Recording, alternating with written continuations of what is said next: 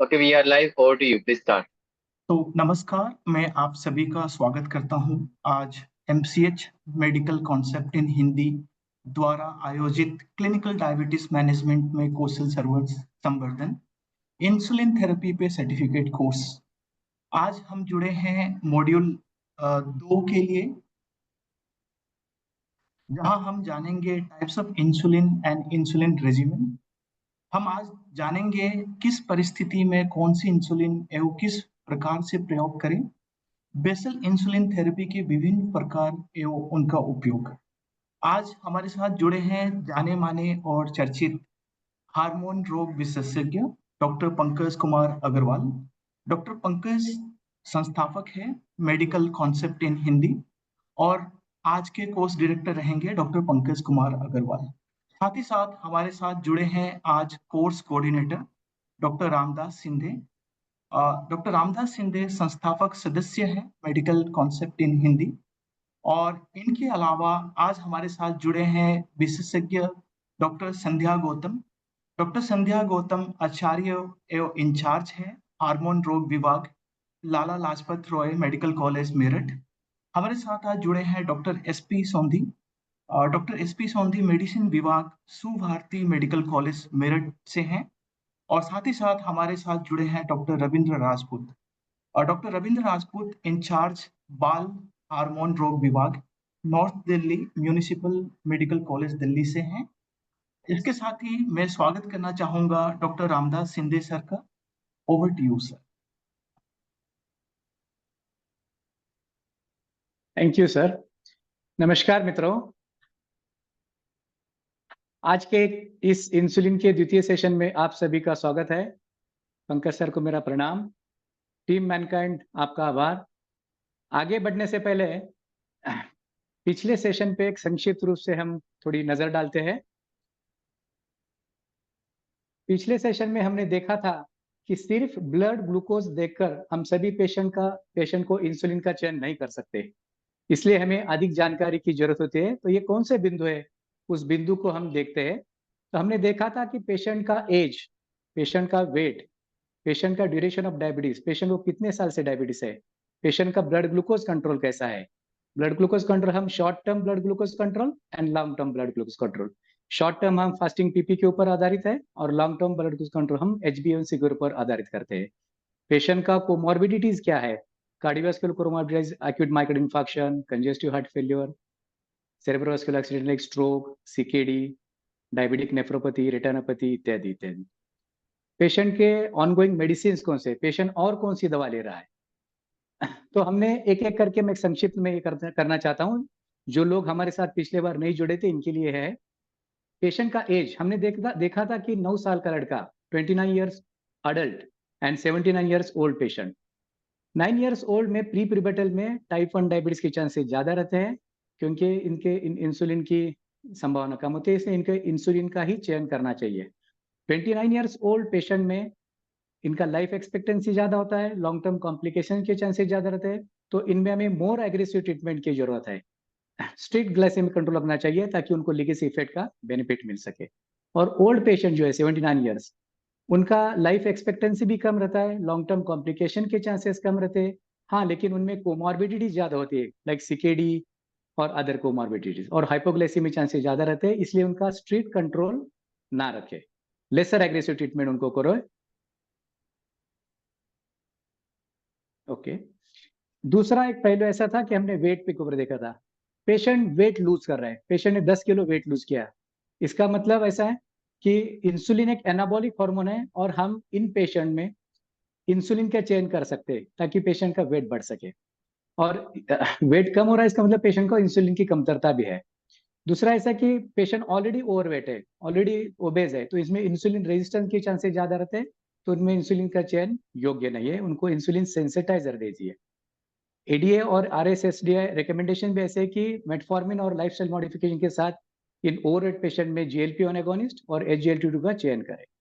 तीसरा बिंदु ऐसा था कि हम ड्यूरेशन ऑफ डायबिटीज, पेशेंट को कितने साल से ड्यूरेशन डायबिटीज है, जितने ड्यूरेशन ऑफ डायबिटीज ज्यादा उतना उसका एंडोजेनस इंसुलिन कम होगा, उतना एंडोजेनस इंसुलिन कम उसकी इंसुलिन की संभावना ज्यादा रहेगी। हमने देखा था कि at the time of type 2 diabetic diagnosis 40 to 50% of beta cell patient के कम हो चुके होते हैं, और एवरी ईयर दर साल पेशेंट के 4 to 5% बीटा सेल फंक्शंस कम हो जाते हैं। चौथा बिंदु ऐसा है कि ग्लाइसेमिक कंट्रोल, पेशेंट का ग्लाइसेमिक कंट्रोल कैसा है। हमने देखा था कि शॉर्ट टर्म कंट्रोल हम फास्टिंग पीपी के ऊपर करते हैं और लॉन्ग टर्म हम HbA1c के आधारित ऊपर करते हैं। कई पेशेंट का ऐसा होता है कि फास्टिंग पीपी बढ़ा हुआ है लेकिन HbA1c कम है, और कई पेशेंट में फास्टिंग पीपी नॉर्मल है और HbA1c बढ़ा हुआ है।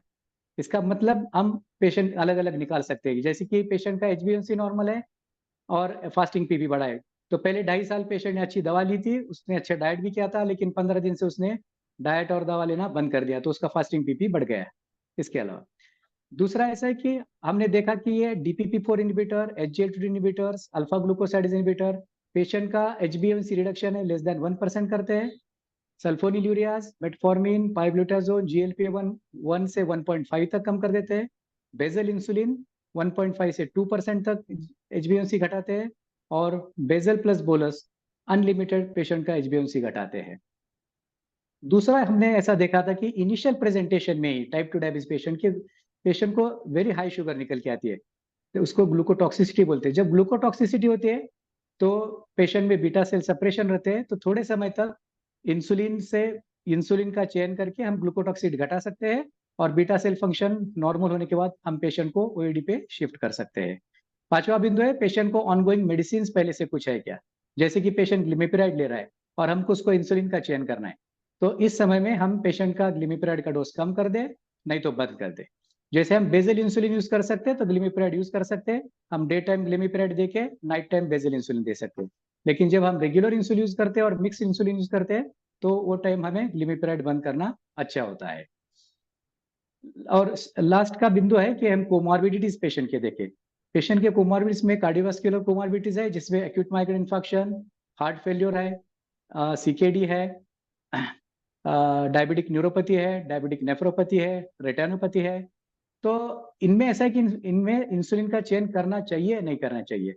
तो एक्चुअली ऐसा है कि कार्डियोवास्कुलर जो एक्यूट माइग्रेन इन्फेक्शन और इसमें दूसरे भी अलग ड्रग्स है, लाइक GLP-1 एगोनिस्ट और SGLT2 inhibitors, RSSDI ADA recommend करते हैं कि इनको पहला चयन करें, उसके बाद DPP4 यूज करें, वो कार्डियोवास्कुलर न्यूट्रल है, उसके बाद सल्फोन्यूरिया और फिर इंसुलिन का यूज करें।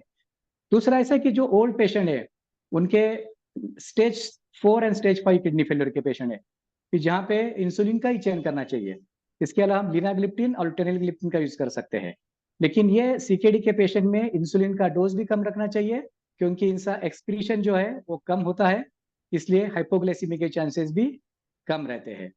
तो इसके साथ ये संक्षिप्त मैंने पिछले सेशन का बताया, हमने ऐसा लेसन सीखा था कि addition of insulin may not be appropriate in all cases of diabetes.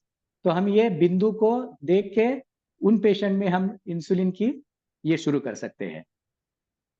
आज का हमारा जो टॉपिक है types of insulin and different insulin regiments. तो आज हम देखेंगे कि किस परिस्थिति में कौन सी इंसुलिन और किस प्रकार से उसे प्रयोग में लाया जाए, और बेजल इंसुलिन और उसके विभिन्न प्रकार और उनका उपयोग। तो आज हमारे साथ जुड़े हैं आज के course director, course coordinator doctor Sandhya Gautam madam, सह faculty doctor SP Sondhi sir, doctor Ravindra Rajput sir. Sandhya Gautam madam Lala Lajpat Rai medical college Meerut के हार्मोन विभाग में इंचार्ज है। Doctor SP Sondhi sir Subharti medical college Meerut के मेडिसिन के विभाग में आचार्य है, और doctor Ravindra Rajput sir north Delhi medical college के बाल हार्मोन विभाग में विभागाध्यक्ष है। आप सभी का हमारे एमसीएच मंच पे, आपके एमसीएच में मनपूर्वक स्वागत और धन्यवाद सर। अब मैं आदरणीय पंकज सर को रिक्वेस्ट करता हूं कि आगे का सेशन आप शुरू कर दीजिए। Thank you sir.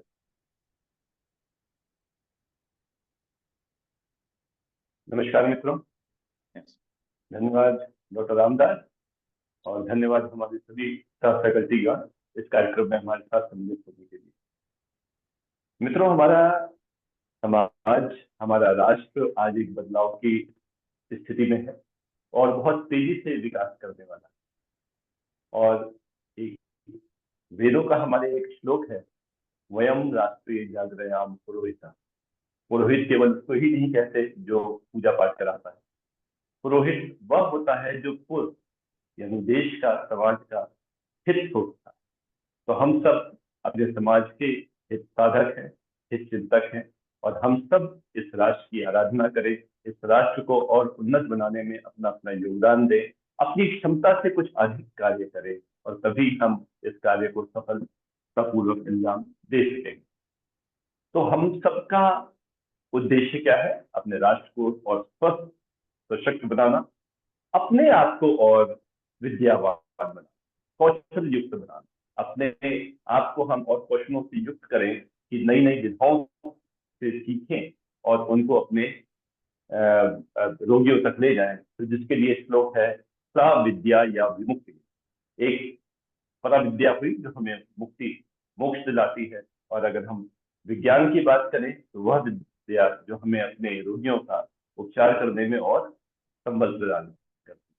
तो आइए हम लोग आरंभ करते हैं इसी के साथ अपने सर्टिफिकेट कोर्स के दूसरे मॉड्यूल को, जिसमें हम लोग डिस्कस करेंगे वाई इंसुलिन। पहले हम लोग कर चुके, और अब वाई इंसुलिन के बाद हम इंसुलिन को कब प्रयोग में लाना है और उसको किस प्रकार से हमें आगे प्रोसीड करना है, इसमें उसके किस किस रेजिम का इस्तेमाल करें, इनके विषय। तो when to initiate and which regimen to select, ये हमारे आज के मुख्य बिंदु हैं। तो व्हेन टू इनिशिएट यह कहने के लिए बहुत आवश्यक है ये बात समझना कि कोई भी क्षण इंसुलिन को आरंभ करने का एक उपयुक्त क्षण हो सकता है। तो इसीलिए इसको कहा गया जल्दी करें, लेट करें, पहले डायग्नोसिस के समय करें या 10 वर्षों के बाद करें, नहीं, जब वक्त हो, जब आवश्यकता हो, तब हम इंसुलिन आरंभ करें, यही हमारा उद्देश्य।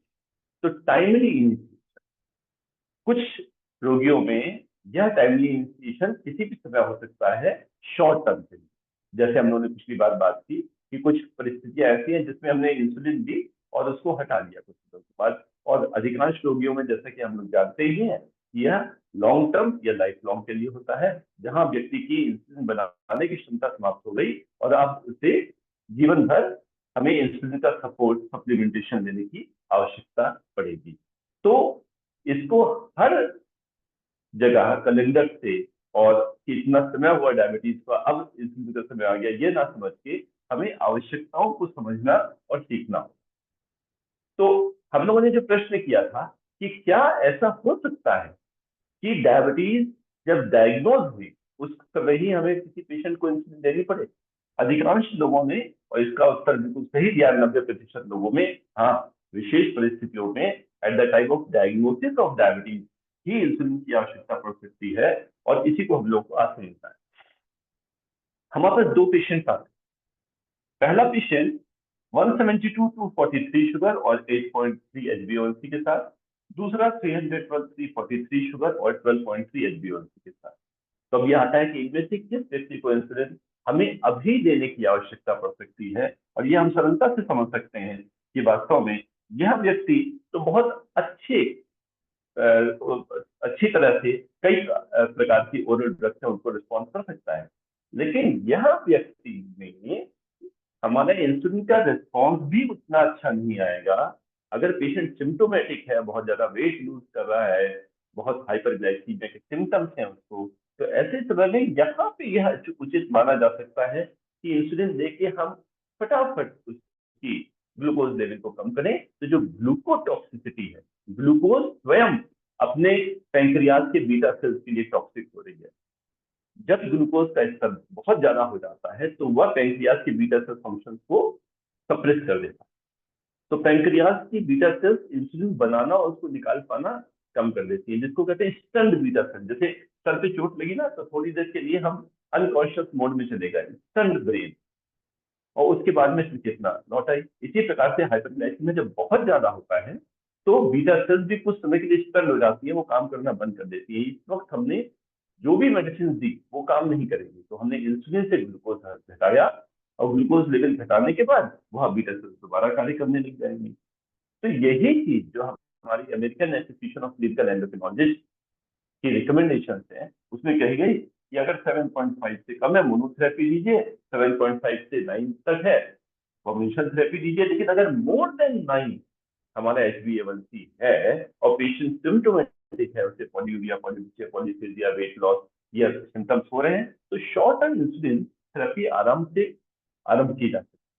और यह शॉर्ट टर्म इंसुलिन थेरेपी देने से हमारे बीटा सेल फंक्शन इंप्रूव करते हैं। तो जो हमारे हाइपरग्लाइसीमिया के कारण से जो हमारे बीटा सेल सप्रेस हो गए थे, वह इंप्रूव कर जाते हैं। और देखिए, पेशेंट रेमिशन में चले जाते हैं। कि जो पेशेंट किसी भी वजह से एकदम से हाइपरग्लाइसीमिया में मैनिफेस्ट किए थे, आपके टाइप 2 की डायबिटीज की बात कर रहा हूँ, टाइप 1 के नहीं, तो टाइप 2 डायबिटीज के वो पेशेंट कुछ समय के लिए रेमिशन में चले जाते हैं, जिसको हम लोग कहते हैं डायबिटीज रिवर्सल, और without any additional external aid वो नॉर्मल रहते हैं। तो एक साल तक हमारे पेशेंट को, जिनको हमने कॉन्टिन्यूस सबक्यूटेनियस इंसुलिन इन्फ्यूजन दिया, इंजेक्शन दिए या मल्टीपल ड्रग्स दी, उनमें से देखिए कितने पेशेंट रेमिशन तक में चले जाते हैं और बीटा सेल फंक्शन जो पहले सप्रेस थे, यह देखिए कितना इंप्रूव कर जाते हैं। ओएचए देने वालों में भी करते हैं, ओएचए में भी इंप्रूव करते हैं, लेकिन बाकी केसेस में और इंप्रूवमेंट के साथ में साल भर तक बने रहते हैं। तो इस प्रकार से हमें eight the time of diagnosis of diabetes भी हम अगर हाइपरग्लाइसीमिया को सप्रेस करते हैं शॉर्ट टर्म इंसुलिन थेरेपी से 1 महीने के साथ में, तब हम उसके बहुत लंबे समय तक डिविडेंड लेंगे। अच्छा देखिए, ये RSSDI रिकमेंडेशन में हमारी कितनी अच्छी बात लिखी है हम लोगों ने, कि सबसे ज्यादा आवश्यकता पेशेंट के साथ एग्रेसिव मैनेजमेंट की कब होती है, वह होती है प्रथम वर्ष। और ये 1 साल हम लोग अक्सर, हमारी अधिकांश जनता ऐसे ढीला ढाल में निकाल देती है कि अभी हम ये ट्राई कर लें, ये ऐसा ट्राई कर लें, अभी थोड़े समय दवाओं के चक्कर में ना पड़े। और जो पहले वर्ष का हाइपरग्लाइसीमिया है, वो जीवन भर हमारे कुछ ना कुछ निशान छोड़ देता है। तो एज अर्ली एज पॉसिबल हमें अपने पेशेंट को एग्रेसिव मैनेजमेंट पे रखना। आइए आगे बढ़ते हैं। हाइपरग्लाइसीमिया के अलावा क्या और भी कुछ फैक्टर्स हो सकते हैं? तो जो हमने यह प्रश्न पूछा था, आप लोगों से राय ली थी कि ग्लूकोज लेवल बहुत अच्छा है, 92 और 123, HbA1c बहुत अच्छा है, 6%, ग्लूटामाइन 2 मिलीग्राम और मेटफॉर्मिन लेते हुए। इनमें से कौन कौन सी परिस्थितियां हैं जिसमें इंसुलिन की आवश्यकता पड़ सकती है? तो कंट्रोल, ग्लाइसेमिक कंट्रोल बहुत अच्छा है, लेकिन इंसुलिन की आवश्यकता, आइए इसको एक एक करके डिस्कस करते हैं। कंसेप्शन के साथ, यदि महिला कंसीव कर जाए तो हम जानते हैं कि कंसेप्शन के साथ ही इंसुलिन की राय दी जाती है, जो कि एक आदर्श परिस्थिति है। हाँ, पेशेंट अगर केवल मेटफॉर्मिन लेते हुए कंट्रोल्ड है, तब शायद हम इसको ये राय नहीं देंगे, क्योंकि अब हम ये देखने और समझने लग गए हैं कि मेटफॉर्मिन थेरेपी प्रेगनेंसी में कंटिन्यू की जा सकती है, विशेष रूप से पहले 3 महीने में, जबकि वो जो फीटस पे उसके प्रभाव है, ऑर्गेनोजेनेसिस पे उसके नहीं होते कोई दुष्प्रभाव, और मिसकैरेज रेट को रोकने में मदद करती है। लेकिन यदि व्यक्ति मेटफॉर्मिन के अतिरिक्त कुछ और भी दवाएं ले रहा है, जैसे ग्लिसराइड, तो वह दवा तो हमें हटानी होगी। तो यदि पेशेंट को केवल मेटफॉर्मिन पे पेशेंट कंट्रोल्ड है, आई है, तो एक बार हम इसको कंटिन्यू कर सकते हैं, यदि गायनेकोलॉजिस्ट और फिजिशियन दोनों कन्विंस्ड हैं कि हम मेटफॉर्मिन कंटिन्यू करना है। हम हो सकता है इंसुलिन ना दें, लेकिन यदि मेटफॉर्मिन के अतिरिक्त कुछ और भी दवाएं ले रही है, तो हमें उनको तो विड्रॉ करना होगा। तो ऐसे व्यक्ति को हमें जरूर इंसुलिन थेरेपी देनी है, और इसमें कोई इफ एंड बट नहीं। अब हम अपने 2 पेशेंट हैं जो सर्जरी कराने आए, एक फ्रैक्चर शाफ्ट फ्यूमर के साथ, एक कोलिसिस्टेक्टमी के साथ। इनमें से किस व्यक्ति को आप इंसुलिन थेरेपी प्रिस्क्राइब करेंगे? ग्लाइसेमिक कंट्रोल बिल्कुल अच्छा है, डबल कॉम्बिनेशन थेरेपी से। शाफ्ट फ्यूमर वाले को इंसुलिन देंगे, या कोलिसिस्टेक्टमी वाले को देंगे, या दोनों को देंगे, या नहीं देंगे?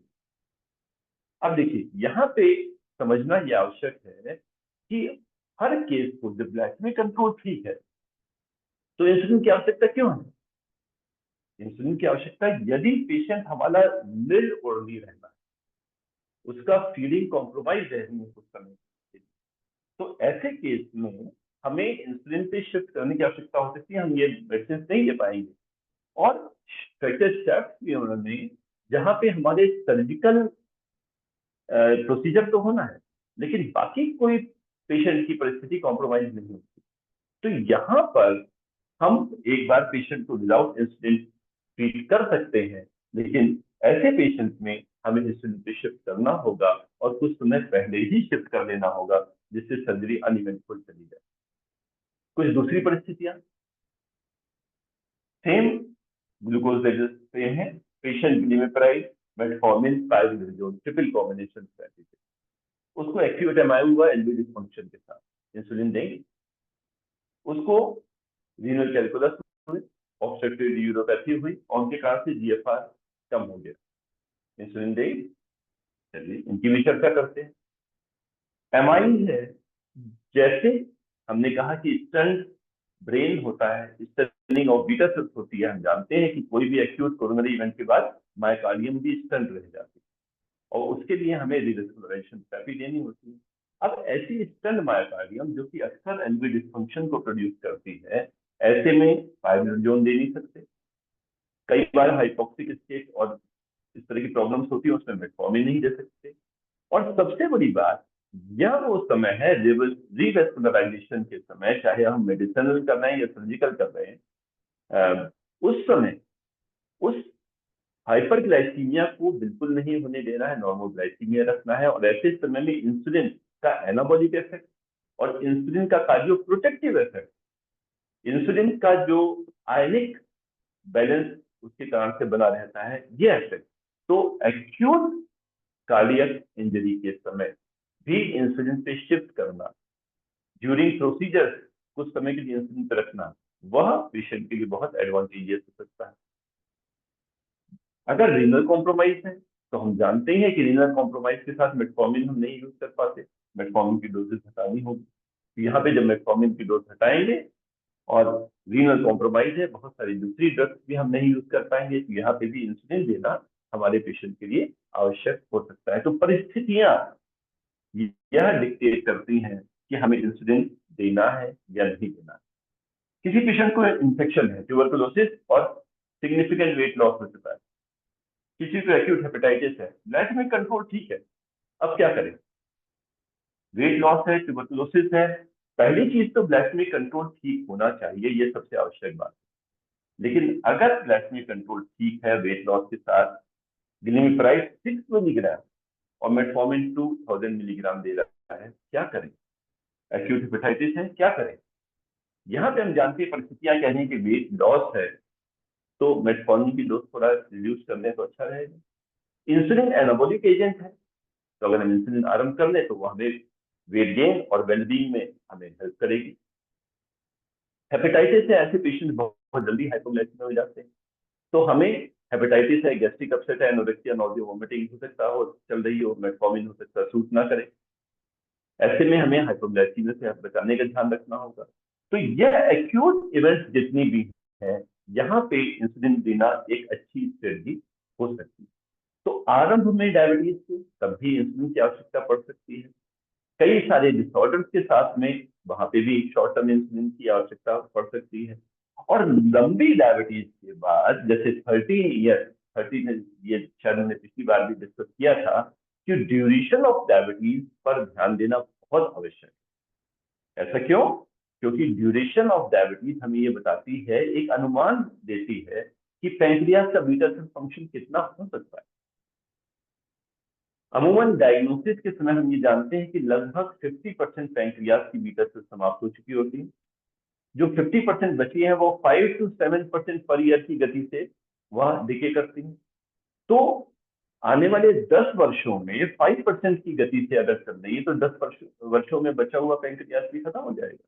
तो लगभग 10 वर्ष की आयु, डायबिटीज की आयु के बाद हमारे बीटा सेल फंक्शंस बहुत कम रह जाते हैं। अगर उसमें 4 दवाएं लेते हुए, और जो कि डिफरेंट मोड ऑफ एक्शन से काम करती हैं, और हम देख रहे हैं सिग्निफिकेंट हाइपरग्लाइसीमिया है, तो हमारे पास ऑप्शन क्या बचा? हमें मालूम है कोई दवा ऐड करेंगे तब भी इंडोजिनस इंसुलिन रिजर्व अच्छा नहीं है, तो वहां पे हमें इंसुलिन की आवश्यकता पड़ेगी। तो इंसुलिन केवल ग्लाइसेमिक वैल्यू पे मत जाएं, इंसुलिन के लिए हम पेशेंट को समग्र रूप से देखें कि उसको हमें इंसुलिन देने से क्या लाभ मिल सकता है।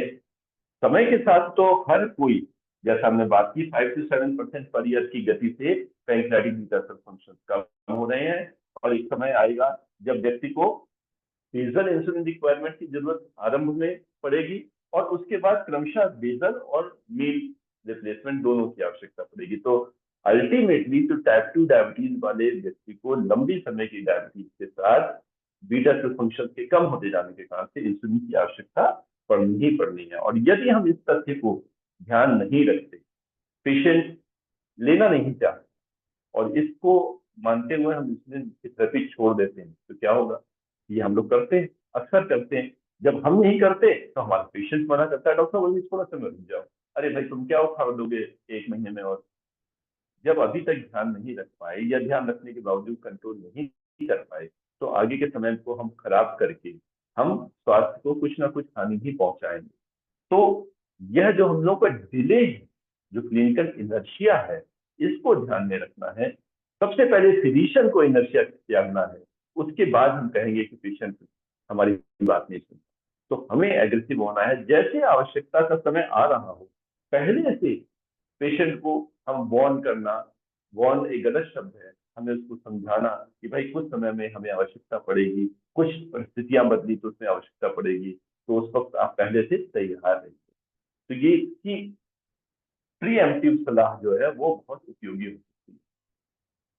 कुछ स्टडीज 10 वर्ष पूर्व हुई थी, जो हम लोगों ने देखा यूकेपीडियस में, डीसीसीटी में, कि जितना पेशेंट को eight the time of diagnosis of diabetes जितना एग्रेसिव डायग्नोज हुआ और फटाफट HbA1c कम कर दिया, और उस पेशेंट को जब हम फॉलो करते हैं 10 वर्षों तक, तो हम देखते हैं पेशेंट बहुत अच्छा कॉम्प्लिकेशन फ्री रहता है और ऐसे पेशेंट को बहुत लाभ मिलता है।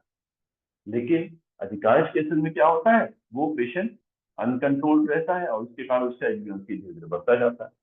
तो कुछ ट्रायल्स हुए जिसमें उन्होंने पुरानी डायबिटीज वाले रोगियों को और ठोक पीट के इंसुलिन देके और एग्रेसिवली थर्ड से कंट्रोल किया। तो VLGT ट्रायल हुआ, एडवांस ट्रायल हुआ, इन सब में तो उनमें क्या देखा गया कि हमने कंट्रोल तो राइट फ्रॉम बिगिनिंग जो जिनको रखा हम उनके जैसा ले आए, लेकिन इनमें कॉम्प्लिकेशन बढ़ गए। तो हम बाद में जब इंटेंसिफिकेशन करते हैं तो वो मजा नहीं आता।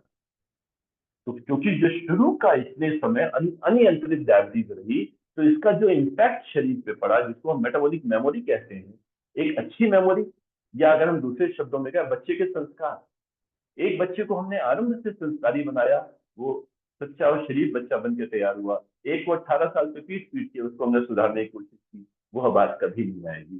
तो जितना डिले करेंगे वो हम अपने पेशेंट का अहित करेंगे। तो इसलिए हमें इंसुलिन के प्रति सबसे पहले अपना इनर्शिया छोड़ना है, उसके बाद पेशेंट को समझाना, सिखाना और उसको तैयार कराना। हो सकता है बड़े एग्रेसिव लोग कभी कभी फिजिशियंस भी और पेशेंट भी वो कहें कि पहले से ही इंसुलिन क्यों नहीं शुरू कर देते। तो देखिए, फिर हमारी RSSBI रिकमेंडेशन में कुछ बातों को बहुत अच्छे से उनकी व्याख्या की गई है। इंसुलिन को आरंभ से दे दें, बहुत अच्छी बात है, ग्लाइसेमिक कंट्रोल अच्छा रहेगा। लेकिन व्हाट अबाउट सेंसिटाइजर?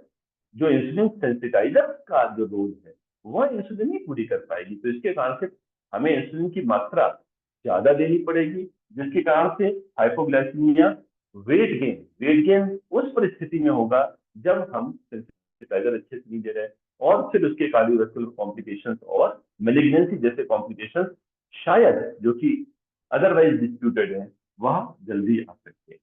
तो इस प्रकार से हमें अपने पेशेंट के साथ में एग्रेसिव तो होना है, लेकिन too much of aggression may not be good as well. तो ग्लाइसेमिक कंट्रोल को हम ध्यान रखें और उसके अनुसार फिर हम आगे बढ़ते जाएं। और यह आगे बढ़ने का समय कुछ भी हो सकता है। डायग्नोसिस के समय भी, जब 1, 2, 3, 4 एजेंट काम नहीं कर रहे, या कोई ऐसी परिस्थिति है जहां पर पेशेंट को इंसुलिन की आवश्यकता हो सकती है। डॉक्टर सोंधी कुछ कहना चाह रहे हैं और आपके विचारों को हम इसमें यहाँ पे अब आमंत्रित करते हैं कि अपने एक्सपर्ट ओपिनियन दीजिए कि इसके विषय में आप क्या कहते हैं कि डायबिटीज का जो सही, डायबिटीज में इंसुलिन थेरेपी का सही समय क्या हो सकता है। कुछ को शॉर्ट टर्म थेरेपी, कुछ को लॉन्ग टर्म थेरेपी के लिए कभी भी आवश्यकता पड़ सकती है। सर।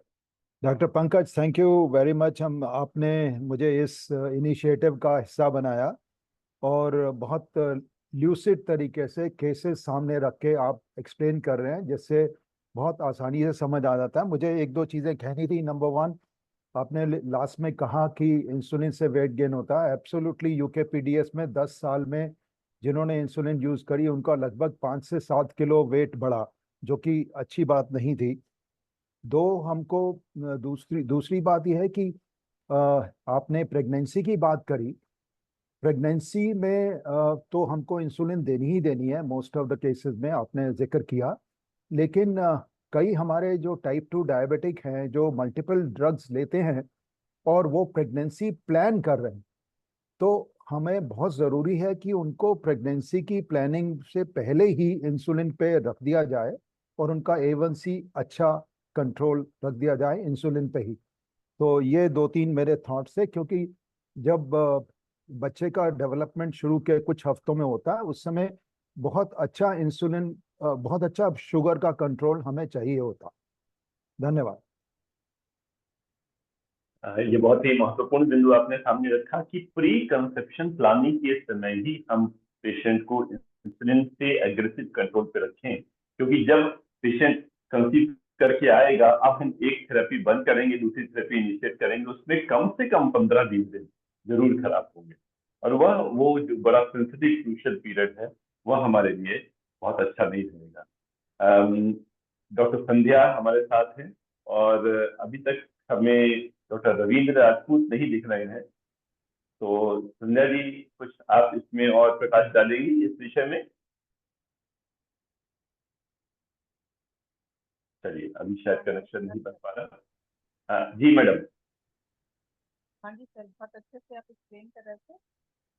जैसे सोनी सर ने कहा कि पेशेंट्स का वेट गेन होता है इंसुलिन से, लेकिन सर कुछ पेशेंट्स में ये वेट गेन रिक्वायर्ड भी होता है, क्योंकि जब सर कुछ जो हमारी लॉन्ग टर्म हमारी सारी ड्रग्स देते हैं सर, तो कई बार पेशेंट ये कहते हैं कि जो स्पेशली जो लॉन्ग टर्म वाले पेशेंट होते हैं जिनके 13-14 साल दिन चलते हुए हो रही हो, later on they complain of loss of weight and specially the muscle mass का जो लॉस होता है, वो वो भी एक बहुत बड़ा मतलब उनका कंसर्न होता है, स्पेशली कि वो वेट लॉस काफी ज्यादा हो रहा है, तो उसको भी कवर अप करने के लिए सर इंसुलिन का उपयोग बहुत अच्छा है। यह भी एक बड़ा महत्वपूर्ण बिंदु था। ये जो तीनों कॉम्प्लिकेशन है जिसके लिए इंसुलिन बदनाम है कि इंसुलिन देने से वेट गेन होगा, इंसुलिन कार्डियोवैस्कुलर कॉम्प्लिकेशन उत्पन्न कर सकती है, इंसुलिन से मैलिग्नेंसी हो सकती है, तो वास्तव में ये देखा गया है और लगभग सिद्ध हो गया है कि इंसुलिन से ये वाली प्रॉब्लम नहीं होती, ये इंसुलिन रेजिस्टेंस से होती है। जब इंसुलिन रेजिस्टेंस है बॉडी में, उस रेजिस्टेंस को कंपेंसेट करने के लिए हाइपर इंसुलिनीमिया हो रहा है, या हमें बहुत हेवी डोज ऑफ इंसुलिन देनी पड़ रही है। तो इंसुलिन रेजिस्टेंस में मेटाबॉलिक पाथवे में रेजिस्टेंस होता है, लेकिन जो उसका एनाबॉलिक पाथवे है, जो ग्रोथ प्रमोटिंग इफेक्ट है, जो मैप काइनेज के थ्रू होता है, उस पाथवे में रेजिस्टेंस नहीं होता। तो जो इंसुलिन है वो मेटाबॉलिक पाथवे पे काम ना करके वह ग्रोथ प्रमोटिंग पाथवे पे जाता है, और वहां से एथेरोस्क्लेरोसिस और मैलिग्नेंसी उत्पन्न कर सकता है। तो इसलिए हमें इंसुलिन रेजिस्टेंस को टैकल करना है डाइट, एक्टिविटी, वेट लॉस और इंसुलिन सेंसिटाइजर से। उसके बाद जब आवश्यकता पड़े तब इंसुलिन थेरेपी देनी है, और इनको टैकल किए बिना हम इंसुलिन थेरेपी देते हैं तो डेफिनेटली डोजेज की आवश्यकता अधिक होती है और कॉम्प्लिकेशन की संभावना बढ़ जाती है। तो यदि आप लोग की अनुमति हो तो आगे बढ़े जाए। ठीक है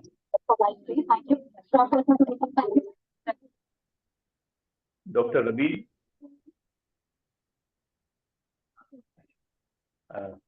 सॉरी सर, मुझे क्या आप मुझे जी बताएं।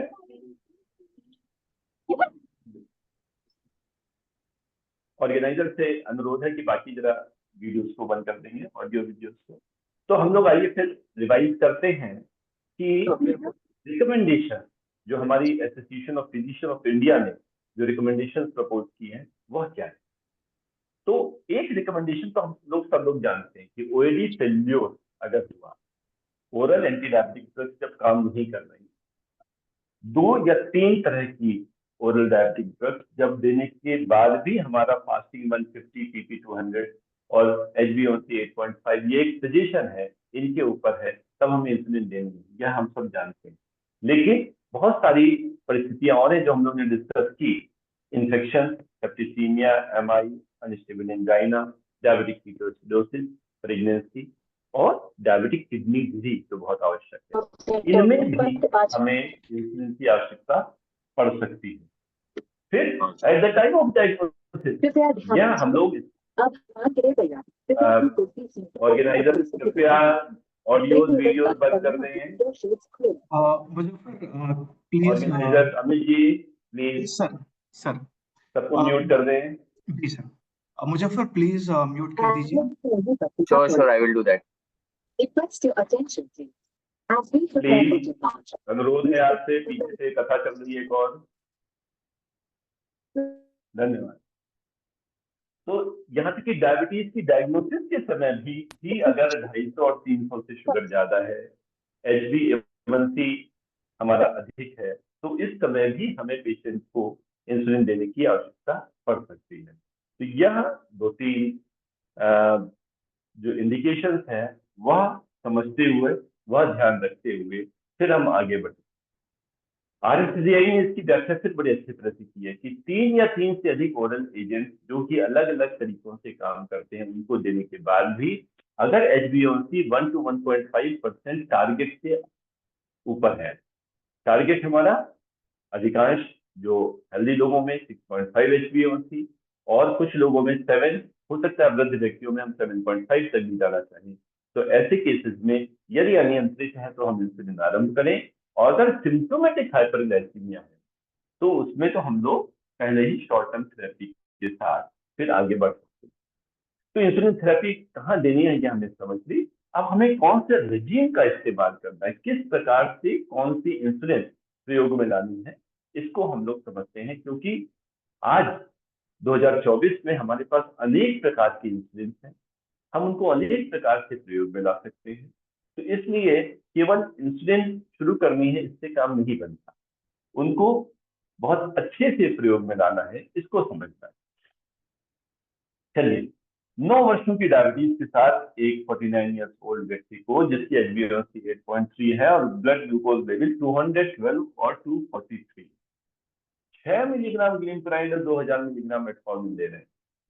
तो ये भी हमारे यहाँ एक बहुत खास हम लोगों का एक अंदाज है कि हम लोग ग्लिसराइड या सल्फोनिलुरिक की डोज को बढ़ाते जाते हैं बिना ये चीज ध्यान रखे कि ग्लिसराइड की मैक्सिमम प्रेस्क्राइब डोज जो है वो 8 मिलीग्राम है, लेकिन 4 मिलीग्राम से ऊपर बढ़ते ही उसका प्रभाव 4 से 5, 5 से 6 जाने में दवा जितनी बढ़ रही है उतना प्रभाव नहीं बढ़ता।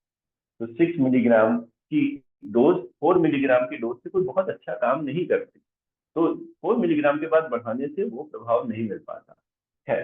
तो हमें यह समझ में आ गया कि पेशेंट बहुत अनियंत्रित है और हमें इसको अगर इंसुलिन आरंभ करनी है तो हमारे पास कई तरह की वैरायटी ऑफ इंसुलिन है। आप इनमें से कौन से इंसुलिन इसको देना चाहेंगे, यह प्रश्न हमने आज आप लोगों से किया था और उसके उत्तर बहुत हमको कम मिल पाए, इसलिए हमने उसको अभी यहाँ पे एनालिसिस में इंक्लूड नहीं किया। अब हम यहाँ पे इसकी चर्चा करते हैं कि ऐसे पेशेंट में हमें कौन सी इंसुलिन सेलेक्ट करनी।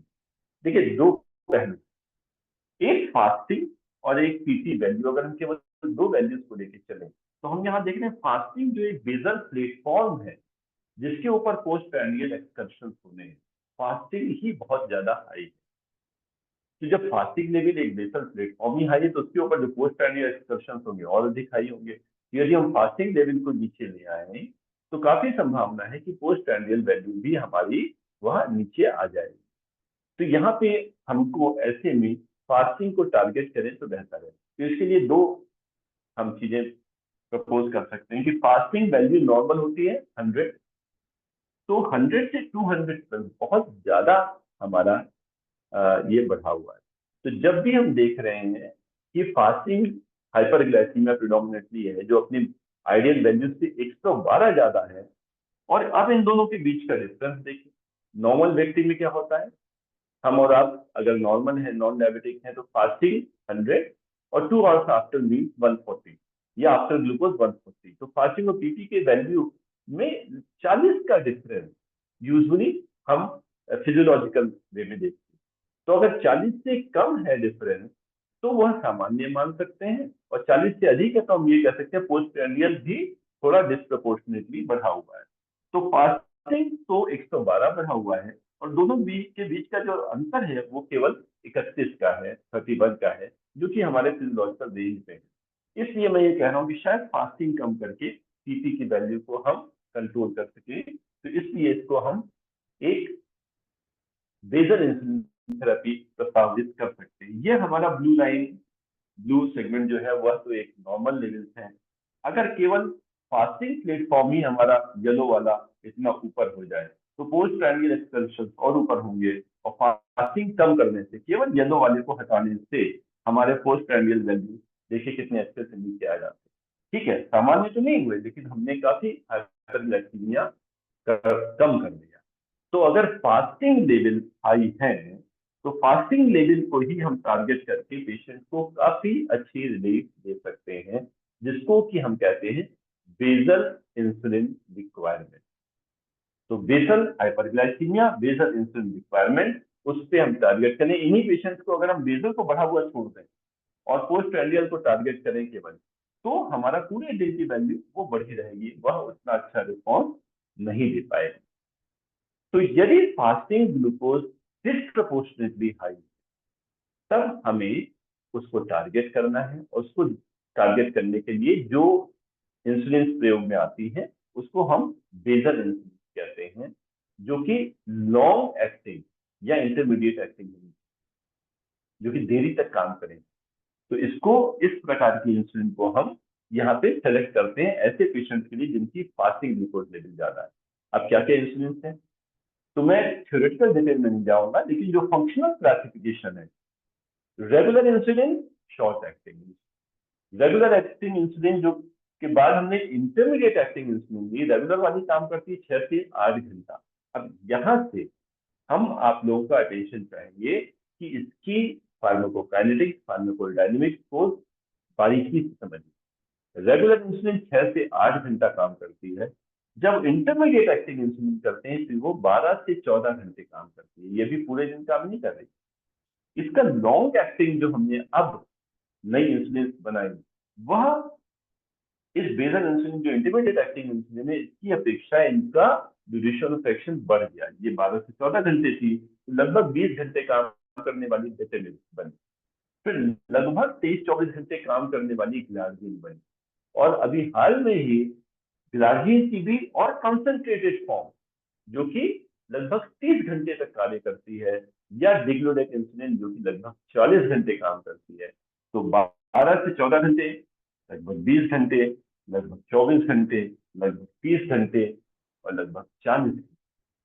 तो यह फार्माकोडायनेमिक्स हमें बहुत अच्छे से समझनी है, सीखनी है। और यदि इंसुलिन में कोई चीज सबसे ज्यादा आवश्यक है समझना, तो वह उस इंसुलिन की कार्यक्षमता, कार्यशैली, इसको मन में बैठा लीजिए। सोते जागते जब आपके पास एनपीएच इंसुलिन का नाम आए तो ये कर्व आपके दिमाग में पहुंच जाना चाहिए। ग्लार्जिन जो है उसका कर्व हमारे दिमाग में बैठ जाना चाहिए कि यह इंसुलिन हमारी इस प्रकार से कार्य करती है। एनपीएच इंसुलिन को हमने दिया, थोड़ी देर में एक्शन आरंभ हुआ, 4 से 6 घंटे में पीक असर आया, और 12 से 14 घंटे में ये समाप्त हुआ। डेटामिल का असर लगभग 20 घंटे गया, ग्लार्जिन का 24 घंटे गया, और जो ग्लार्जिन 300 डिग्लूडेक है इनका 30 से 40 घंटे गया। तो इसको दिमाग में बैठा लीजिए, और यही हमारे आगे के पूरे कोर्स में मदद करेगा। तो यहाँ से हमारा जो मुख्य कोर्स का जो मुख्य भाग है वह आरंभ हो रहा है कि यह बेसल इंसुलिन हमको कैसे प्रयोग में लाना। तो जब हम इस इंसुलिन को हम रात के समय देते हैं तो एनपीएच इंसुलिन इस प्रकार से कार्य करती है, और सुबह की फास्टिंग ग्लूकोज लेवल को ब्रेकफास्ट लंच डिनर, अगले दिन का ब्रेकफास्ट लंच डिनर, इस वैल्यू को ये कम कर पाती है। तो हम यहाँ पे क्या है टारगेट कर रहे हैं, fasting blood. Fasting blood glucose के लिए हमने इंसुलिन दी फास्टिंग के पहले रात के समय, और इसने फास्टिंग ग्लूकोज को कंट्रोल कर दिया। ये पैटर्न हुआ हमारी एनपीएच का। यदि हमने इसकी जगह सेलेक्ट की डेटेमिल या ग्लार्जिन युक्त U100, तो उसका असर इस तरह से हुआ। और यदि हमने उसकी जगह से रखी ग्लार्जिन 300 डिग्लूडेट, तो उसका प्रभाव इस तरह से हुआ कि इस रात में आराम की और ये पूरे दिन कार्य करती करती अगले दिन तक पहुंच गई। तो यह हमारे दिमाग में बैठा रहे, तब हम इंसुलिन को भली भांति समझ पाएंगे। यह कर्व हम कभी ना भूलें, कितने घंटे पे पीक प्रभाव आ रहा है और कितना उसका ड्यूरेशन ऑफ एक्शन। तो यहाँ पे जो बेसल इंसुलिन है, हम इनकी विस्तृत चर्चा भी इसके बाद करेंगे। कोई यदि यहाँ पे इससे संबंधित आप लोग कोई एड ऑन कुछ करना चाहते हो तो हमारे विशेषज्ञों के विचार आमंत्रित हैं। Sir, I think Pankaj ji आपने बहुत क्लियरली बता दिया। बस मेरा इतना ही कहना है कि जो इंसुलिन 30 घंटे या 40 घंटे काम कर रही है, उसका बाकी फायदे तो आप बाद में शायद बताएंगे, लेकिन उसका मेन फायदा ये है कि अगर आपका टाइमिंग में 1-2 घंटे की वेरिएशन हो जाती है, जैसे रोज आप शाम को 6 बजे लगाते हैं और अगले दिन शाम को 6 बजे नहीं लगा पाए और 8 बजे लगा दी, तो उससे उनमें उनके असर में कोई फर्क नहीं पड़ता। एक तो मैं ये कहना चाहता था, ये एडवांटेज है। और दूसरा, कई जो बिगिनर्स हैं उनके दिमाग में ये ख्याल आता होगा कि हमको रात में इंसुलिन चाहिए क्यों, हम तो खा पी तो रहे नहीं है। But then we have to remind ourselves कि जो मॉर्निंग हमारी फास्टिंग ब्लड ग्लूकोज बढ़ती है वो हिपैटिक ग्लूकोज आउटपुट से बढ़ती है, और हिपैटिक ग्लूकोज आउटपुट को दो चीजें कंट्रोल करती हैं, मेनली तो कंट्रोल करती है इंसुलिन। तो इंसुलिन का लेवल अगर होगा तो लिवर जो हमारे शुगर बनाने की रात में फैक्ट्री बन जाता है, वो नहीं बनेगा और हमारी फास्टिंग नीचे आ जाएगी। धन्यवाद। देखिए, यही यही खूबसूरती है आप लोगों के साथ जुड़ने की, कि एक व्यक्ति का जो कभी भी वो पूरा हर चीज को इन टोटलिटी कई बार डिस्कस नहीं कर पाता, तो उसके जो फिल इन द ब्लैंक्स हैं वो होते रहे और आप लोगों से आपकी एक्सपर्ट ओपिनियन मिलती रहे। धन्यवाद सर, ये बिल्कुल सही बात है जिसको हम लोग अभी आगे थोड़ा सा और विस्तार में चर्चा करेंगे कि इंसुलिन के समय में आगे पीछे हो जाए तो उसका कोई हानि नहीं होती। फिर दूसरा एक शंका ये भी आ सकती है, 40 घंटे काम करने वाली इंसुलिन है, दूसरे दिन दे दी हमने 24 घंटे बाद, तीसरे दिन दे दी 24 घंटे बाद, तो सब मिलके इकट्ठा होके कहीं हाइपोग्लाइसीमिया ना करा दे। तो वो वास्तव में क्या है कि 3 से 4 दिनों में वो एक स्टेडी स्टेट लेवल आ जाता है। तो इसीलिए हमको इंसुलिन आरंभ करते समय कभी भी बहुत एग्रेसिवली उसको आरंभ नहीं करना चाहिए, थोड़ा लोअर डोज से आरंभ करके और 2-3-4-5 दिनों में, बल्कि और कुछ पेशेंट में और समय लेके उसको ग्रेजुअली अप टाइट्रेट करें जिससे कि दिक्कत ना आए। फिर दूसरी बात जो आई बेसल इंसुलिन थेरेपी और मील रिलेटेड इंसुलिन थेरेपी की, तो बेसल जो हमें पूरे दिन जो थोड़ी थोड़ी इंसुलिन सप्लाई करता रहे, जो कि मुख्यतः एंटी कैटाबॉलिक होती है।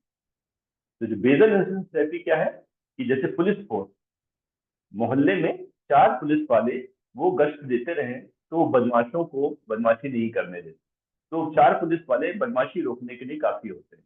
वो हो गया एंटी कैटाबॉलिक इफेक्ट। मतलब यहाँ पे इंसुलिन के जो काउंटर रेगुलेटरी हार्मोन्स है उनको सप्रेस करने के लिए इंसुलिन की लगभग 10% डोज उनको सप्रेस करने के लिए काफी होती है। अब आ गया एनाबॉलिक इफेक्ट, भोजन करने के बाद जो एकदम सर्ज आएगा उसको कंट्रोल करने के लिए। तो जब कहीं दंगा फसाद हुआ, जो एकदम से 50 बदमाश आ गए, तो उनके लिए हमें एक पलटन बुलानी पड़ेगी। तो वही चीज आ गई यहाँ इंसुलिन के साथ। एनाबॉलिक इफेक्ट, जब खाना आया उससे ढेर सारी ग्लूकोज हमें मिली, उसको रेगुलेट करने के लिए, उसको डिपॉजिट करने के लिए, उसको यूज कराने के लिए वहां पे हमें इंसुलिन की हायर रिक्वायरमेंट थी। तो बेसल इंसुलिन थेरेपी पूरे दिन थोड़ी थोड़ी डोज, और एनाबॉलिक मील रिलेटेड ट्रांजिएंट इंसुलिन थेरेपी एक साथ बहुत सारी डोज। इनको हम लोग आइए डिस्कस करते हैं। यही व्यक्ति यदि हमारे पास सेम डिस्क्रिप्शन, सेम दवाएं, लेकिन अगर इन वैल्यूज के साथ फास्टिंग 132, पीपी 290, तब हम क्या करेंगे? हम उसको एलपीएस देंगे, ग्लार्जिन देंगे, रेगुलर देंगे, प्री मिक्स देंगे, क्या देंगे?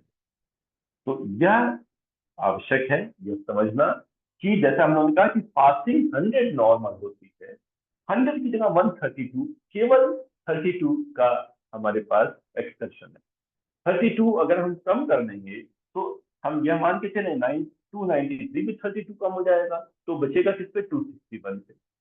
तो इसको 100 लाने के बाद भी हमारी पीपी 261 पे रह जाएगी। तो यहाँ पे फास्टिंग हाइपरग्लाइसीमिया एक प्रमुख दिक्कत नहीं है। यहाँ पे पोस्ट प्राइमरियल हाइपरग्लाइसीमिया 140 जो होना चाहिए वो 293 है। दोनों के बीच का डिफरेंस जो 40 होना चाहिए वो लगभग 160 है। तो जो 40 का डिफरेंस जगह 160 का डिफरेंस, यहाँ पे हमारा बेसल थेरेपी कम इफेक्टिव होगी।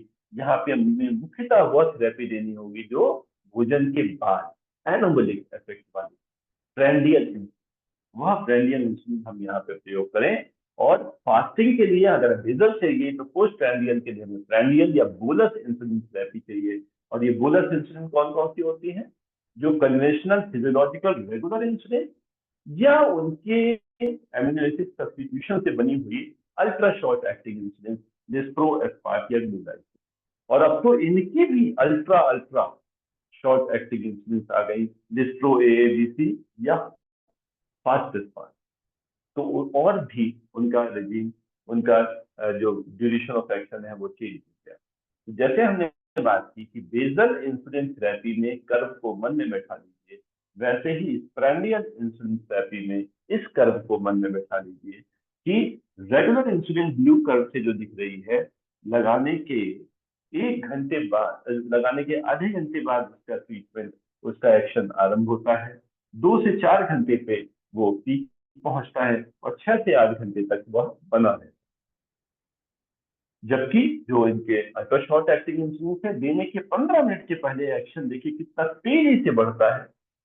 1 से 2 घंटे के बीच में वो पीक पे रहता है और 4 से 5 घंटे के बीच में वह समाप्त हो जाता है। तो यह जो कर्व, उसकी हाइट, उसकी विड्थ, उसका पैटर्न, यह हमारे दिमाग में इम्प्रिंट रहना चाहिए।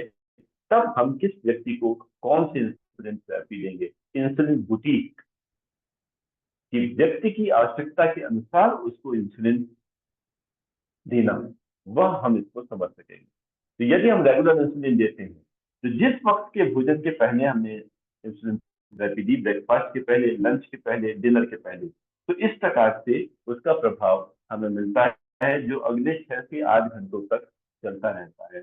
और यही इससे दिक्कतें क्या होती है, इससे दिक्कत ये होती है जो रेगुलर इंसुलिन है वह लगने के आधे घंटे बाद तो कार्य करना शुरू करती है। तो हम कहते हैं अगर इसको फास्ट एक्टिंग इंसुलिन, तो फास्ट कहाँ है, आधा घंटा तो काम करने में लगा देती है। फिर हम कहते हैं ये शॉर्ट एक्टिंग इंसुलिन। शॉर्ट कहाँ है भाई, खाना तो जो हमने खाया वो 4 घंटे के अंदर हजम हो जाता है, और ये हमारी इंसुलिन 6 से 8 घंटे काम करे, तो ये शॉर्ट एक्टिंग में नहीं। उसके कारण से क्या होता है, खाना 4 घंटे में समाप्त हो गया, इंसुलिन काम कर लिया और इसने हाइपोग्लाइसीमिया करा दी। अगर हम इसको फास्ट एक्टिंग कहें तो खाने के बाद जैसे भोजन हमने लिया, हम मुंह में चबा रहे हैं और यहीं से सलाइवरी अमाइलेज ग्लूकोज रिलीज करने लग जाता है स्टार्ट से। तो मुंह से ही ग्लूकोज रिलीज आरंभ हुआ और ग्लूकोज लेवल बढ़ने लगा। हमारी इंसुलिन साहिबा तो आधा घंटा तो काम शुरू करने में ले रही है। तो इसके कारण से या इमीडिएट हाइपरग्लाइसीमिया हो जाएगा, लेट टाइम में हाइपोग्लाइसीमिया हो जाएगा। तो जो मील पैटर्न, फिजियोलॉजिकल मील पैटर्न है, रेगुलर इंसुलिन उसको एड्रेस नहीं कर पाती बहुत अच्छी। इसके कारण से क्या होगा, जब रेगुलर इंसुलिन दी तो हमें 4 घंटे के बाद हाइपोग्लाइसीमिया की संभावना रह जाती है और इमीडिएटली 1 से 2 घंटे में हाइपरग्लाइसीमिया की संभावना रह जाती है। इसलिए यदि इस रेगुलर इंसुलिन की जगह अगर हम इसके रैपिड एक्टिंग इंसुलिन एनालॉग या अल्ट्रा शॉर्ट एक्टिंग इंसुलिन दें तो क्या होता है, 15 मिनट में कार्य आरंभ किया और 1 से 2 घंटे पे पीक करना। तो जो इमीडिएट पोस्ट प्राइमरियल हाइपरग्लाइसीमिया हो रहा था वह इसने बेहतर रूप से एडजस्ट किया। भोजन 3 से 4 घंटे में खत्म हुआ, इनका असर भी 4 से 5 घंटे में खत्म हो गया, 4 घंटे बाद बहुत कम बचा। तो जो लेट पोस्ट प्राइमरियल हाइपोग्लाइसीमिया हो रहा था वह भी संभावना कम हो गई। तो इस प्रकार से यह हमारी फिजियोलॉजी की दृष्टि से फिजियोलॉजी के ज्यादा करीब है, जो ultra short acting insulin analogue या रैपिड एक्टिंग इंसुलिन एनालॉग। तो अगर हम दोनों को कंपेयर करें तो यह पैटर्न आता है हमें तीनों समय के भोजन के पहले, जब जब हाइपरग्लाइसीमिया है तब तक उस हाइपोग्लाइसीमिया को नियंत्रित करने के लिए हमें ये प्राइमरी इंसुलिन देनी पड़ेगी, जो हमारी इस प्रकार से अपना कार्य रखती है। तो अब यहाँ पे हम फिर से एक बार आप लोगों को आमंत्रित करते हैं कि इसके विषय में जो बोलस इंसुलिन थेरेपी है, जो प्राइमरी इंसुलिन थेरेपी है, डॉक्टर संध्या, अगर डॉक्टर रविंद्र राजपूत ज्वाइन कर पाए हो तो उनका स्वागत है और वो प्रकट हो, और सर मैडम आप। हाँ रविंद्र पंकज सर, मैं नमस्कार। आपका सबसे पहले नमस्कार करता हूँ, प्रणाम करता हूँ, आपको करता हूँ सर, सभी विशेषज्ञों को करता हूँ, आपका अभिनंदन करता हूँ, आभार प्रकट करता हूँ, आपने मुझे बुलाया। मैं काफी देर से सुन रहा हूँ सर, आपको शुरू से सुन रहा हूँ।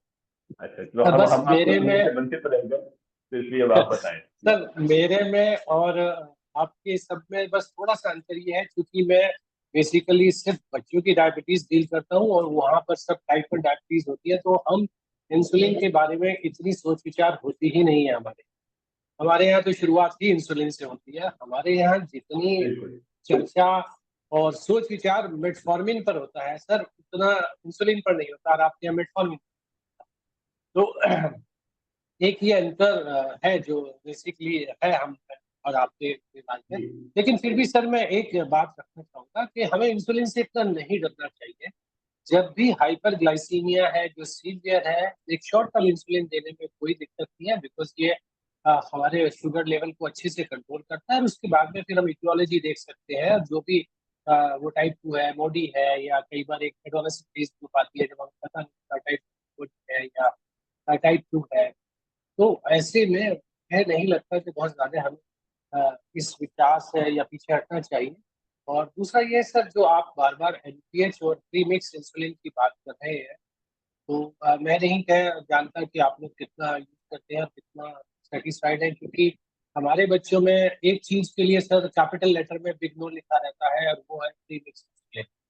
तो दैट ये नहीं देनी, बस ये बहुत ही क्लियर है कि ये नहीं देनी। तो शुरू में, चूंकि मैं गवर्नमेंट सेक्टर में हूँ, तो हमारे बच्चे सारे बहुत ही गरीब होते हैं, जिनके लिए इंसुलिन हम देते हैं। हॉस्पिटल से कंसल्टेशन फ्री होती है, इंसुलिन फ्री होती है, उनकी इन्वेस्टिगेशन फ्री होती है। और वो बेचारे बहुत गरीब हैं सर, तो वो उनके पास ग्लूको स्ट्रिप या ग्लूकोमीटर भी नहीं होती है, क्योंकि टाइप 1 डायबिटीज में दिन में 5 या 6 बार मिनिमम करनी पड़ती है। तो वो हमने एक कुछ लोगों का ग्रुप है जो हमें स्पॉन्सर करता है, तो हम वो भी फ्री। तो कहने का तात्पर्य ये है कि पहले हम रेगुलर फिश यूज करते थे, अब तो हम वो भी नहीं करते, हम सीधा regular blood basal and bolus. That's only, ये सिर्फ यही एक तरह का रिजीम और इंसुलिन है जो हम यूज करते हैं। आप लोगों के पास में चूंकि पेशेंट बहुत अच्छे स्टेट ऑफ सोसाइटी से भी हो सकते हैं, तो वहाँ पर हम नोवा रैपिड या फ्यास जिसकी आप बात कर रहे हैं, ऑब्वियसली हम यूज कर सकते हैं। बट फिर भी शायद डीके में आपके पेशेंट कम आते हैं और वहाँ पर एक ही इंसुलिन रेगुलर काम। तो बस आपने सर, मेरा बहुत ही यही महत्वपूर्ण सबमिशन है बिंदु रखा है सामने जी। जी, कि क्या आप भी अपने पेशेंट पे ये प्रीमिक्स को नहीं हटा सकते, क्योंकि मुझे कभी इसका रैशनल समझ में नहीं आता। मुझे एक चीज बढ़ानी होती है, सपोज बेसल, और मेरी एमपीएच भी बढ़ जाती है, या रेगुलर बढ़ानी है तो एमपीएच भी बढ़ जाएगी, तो ऑप्शन नहीं होता। तो क्या हम ये कर सकते हैं, क्या आप ये कहते हैं कि भाई एनपीएच या प्रीमिक्स ना यूज की जाए? एनपीएच तो होते हैं, ये रिक्वायर्ड आइसोलेटेड, सिर्फ आप यूज करते हैं, बट प्रीमिक्स इंसुलिन पर हमारा बहुत एप्रीहेंशन रहता है बच्चों के ये विशेष आपने रूप बहुत से। ही महत्वपूर्ण बिंदु को सामने रखा। और यहाँ पे अंतर केवल जितना, देखिए प्रीमिक्स तो एक जुगाड़ है, वो आइडियल परिस्थिति तो नहीं, वह जी जुगाड़ सर, है। जी और ये जुगाड़ टाइप 2 में चल जाता है, क्योंकि टाइप 2 में हमारा पेशेंट बिल्कुल इंसुलिनोपीनिक स्टेट में, इंसुलिन डेफिशिएंट स्टेट में नहीं है। तो यहाँ पे उसे थोड़ा सपोर्ट चाहिए, उसके पास अपना एंडोजेनस रिजर्व है, थोड़ा है, काम चला सकने काबिल नहीं है, तो इसलिए यहाँ पे उसने थोड़ा सपोर्ट हमने दे दिया, चल जाएगा। टाइप 1 में तो भाई बिल्कुल ठीक बात है, वहां पे तो इंसुलिन बिल्कुल नहीं है, तो उसके कारण से हमें हर चीज को एक फिजियोलॉजिकल इंसुलिन रिलीज से मैच करना है। इसलिए type premix is a big no for type 1 diabetes. हालांकि जैसा आपने कहा कि विशेष परिस्थितियों में हम लोगों को भी कभी कभी जब और चीजें अफोर्डेबिलिटी का इश्यू हो तो हमें भी देना पड़ता है उसको, लेकिन वह बिल्कुल भी टाइप 1 डायबिटीज के लिए एक आदर्श परिस्थिति नहीं है। डॉक्टर डॉक्टर संध्या, पंकज, आप द- जी सर। जी मैं कुछ नमस्कार सर। हाँ जी सर, डॉक्टर जी संध्या डॉक्टर बोलिए सर सोनी सर, पहले। नमस्कार सुंदी बोलिए सर, आप। पहले आप। नहीं नहीं, पहले नमस्कार आप बोलो, आपने शुरू किया। नहीं नहीं सर।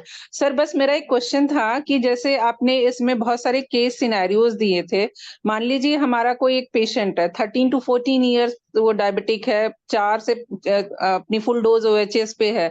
अब हम उसे इंसुलिन पे शिफ्ट कर रहे हैं, तो does we have to shift की पूरा ही बेसल और बोलस पे शुरू कर दें, या केवल बेसल एक रात में या दिन में किसी भी एक समय में बेसल जैसे ग्लार्जिन वगैरह कुछ ऐड करके उसको ओएचए पे कंट्रोल लाएं? क्या सलाह है सर, एक्सपर्ट्स की क्या सलाह है इसमें? इसी को हम लोग डिस्कस करने का प्रयास कर रहे थे कि जैसे जो हम जी लोग सर। इसके पहले वाले सिनेरियो थे, तो हमें यहाँ पे पेशेंट को पूरा इंसुलिन थेरेपी सब कुछ बंद करके और हम केवल इंसुलिन थेरेपी पे ले आए, यह तो एक उचित नहीं होता, क्योंकि दवाओं की अपनी उपयोगिता है।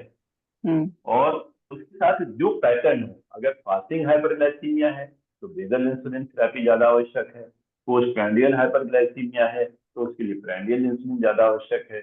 और फिर हम लोग और कुछ परम्यूटेशन कॉम्बिनेशन इसके आगे डिस्कस करते हुए तब हम कैसे उसको हम आरंभ करें, कैसे डोजेस को अप और डाउन टाइट्रेट करें, ये हम लोग अगले सेशन में और विस्तार से इसको इसकी मैं चर्चा करेंगे। किसको प्रेफर करेंगे सर इसमें, ग्लार्जिन को या फिर हमारी एनपीएच भी ऐड ऑन कर सकते हैं इसमें ये हम? ये ये ये चर्चा भी थोड़ा सा विस्तार में हम लोग अगले वाले अच्छा में अच्छा, करेंगे, ठीक जब है हम ठीक है लोग सर। एक एक रेजिम को लेके चलेंगे। हाँ, प्रीमिक्स को हम लोग इस सेशन में नहीं करेंगे sir, please. Doctor Pankaj, I was again on that topic of premix insulin because वो टॉपिक उठाया गया। और मैं कहूँगा हम लोगों में से जो लोग प्रीमिक्स इंसुलिन यूज करते हैं, मेरे ख्याल में if I look into my prescriptions of insulin, almost about 40% patient will be on premix insulin. And वो कोई गलत काम नहीं कर रहे, एविडेंस बेस्ड है। दे अच्छे अच्छे रेप्यूटेड जर्नल्स में टाइप 2 डायबिटीज में प्रीमिक्स के कॉम्बिनेशंस को कंपेयर किया गया है with basal bolus and other things, right? तो वो आप जैसा आपने कहा कि type 2 diabetic patient is totally different patient, उसमें हम डिफरेंट दवाएं यूज कर रहे हैं फॉर डिफरेंट पैथोफिजियोलॉजिकल एस्पेक्ट। हम SGLT2 यूज कर रहे हैं, हम ग्लिप्टिन यूज कर रहे हैं, GLP-1 यूज कर रहे हैं। तो कभी कभी हमको ये देनी पड़ती है बिकॉज दे आर नॉट इंसुलिनोपिनिक।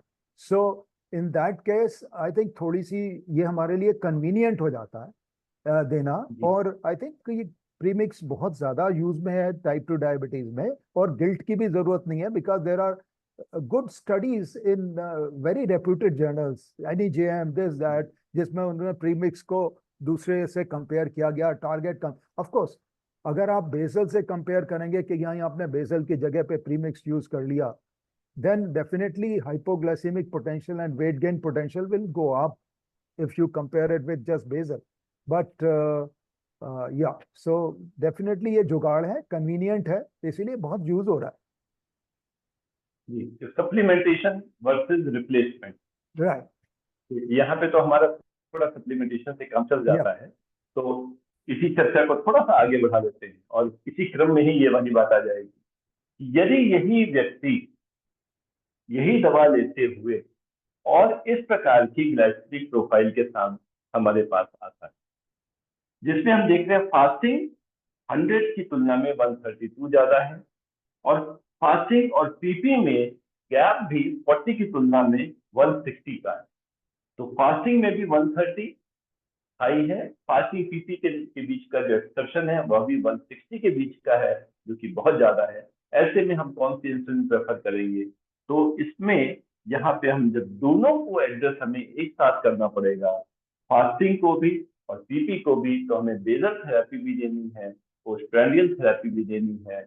इनको हम डिफरेंट डिफरेंट इंसुलिन को अलग अलग भी दे सकते हैं। और जैसा कि अभी जो चर्चा चल रही थी कि दोनों का एक कॉम्बिनेशन प्रीमिक्स इंसुलिन के रूप में टाइप 2 डायबिटीज में, टाइप 1 में नहीं, वहां पे हम प्रयोग में ला सकते हैं। तो जिस प्रकार की फास्टिंग के लिए बेसल, पीपी के लिए प्रैंडियल, जब दोनों को देना है तो बेसल और बोलस दोनों रेजिम को हम यहाँ कंबाइन करके देते हैं। तो अब देखते हैं कि ये कॉम्बिनेशन किस प्रकार से बनते हैं। फिर इस कर्व को दिमाग में बैठा लीजिए। जब जब आप इंसुलिन लिखें, आपके दिमाग में एक कर्व पिक्चर की स्टोरी जैसे अपने आंखों के आगे चलती रहती है वैसे ही आ जाना चाहिए।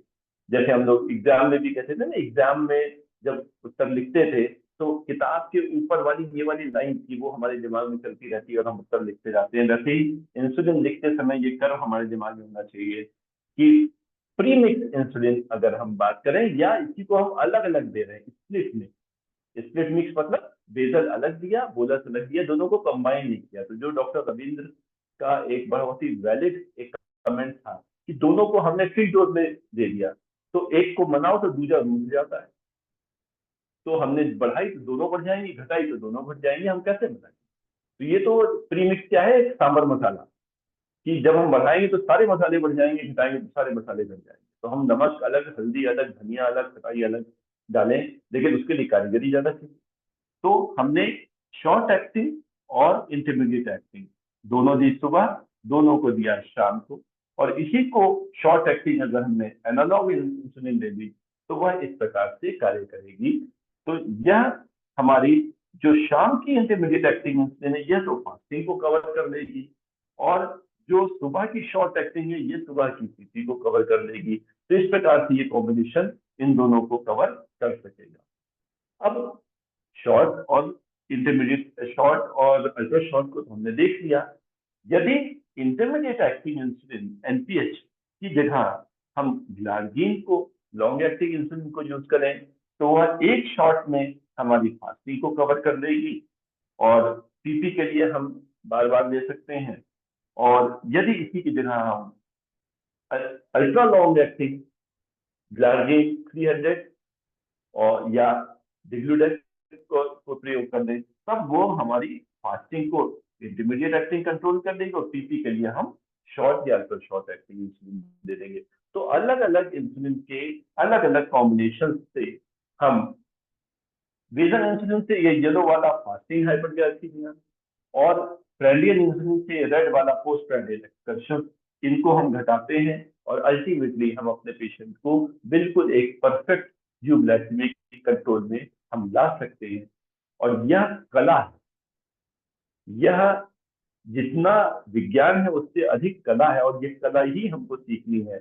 जो हमारा ये मॉड्यूल है अब आगे आने वाले, उसमें इस बेसिक थ्योरेटिकल एस्पेक्ट को हम आगे प्रैक्टिकल यूटिलिटी में कन्वर्ट करेंगे। हम अगले 2 मॉड्यूल्स में कैसे आरंभ करें, कितनी डोज से आरंभ करें, किस समय दें, कितना घटाएं, कितना बढ़ाएं, किस प्रकार से अपने पेशेंट को ऑप्टिमाइज करें, और उसके बाद अगर एक इंसुलिन की ऑप्टिमाइजेशन से पेशेंट पूरा परफेक्ट कंट्रोल में नहीं आया तो कैसे उसको इंटेंसिफिकेशन करें, दूसरी इंसुलिन को उसमें ऐड ऑन करें, यह हमारे अगले मॉड्यूल के मुख्य बिंदु होंगे।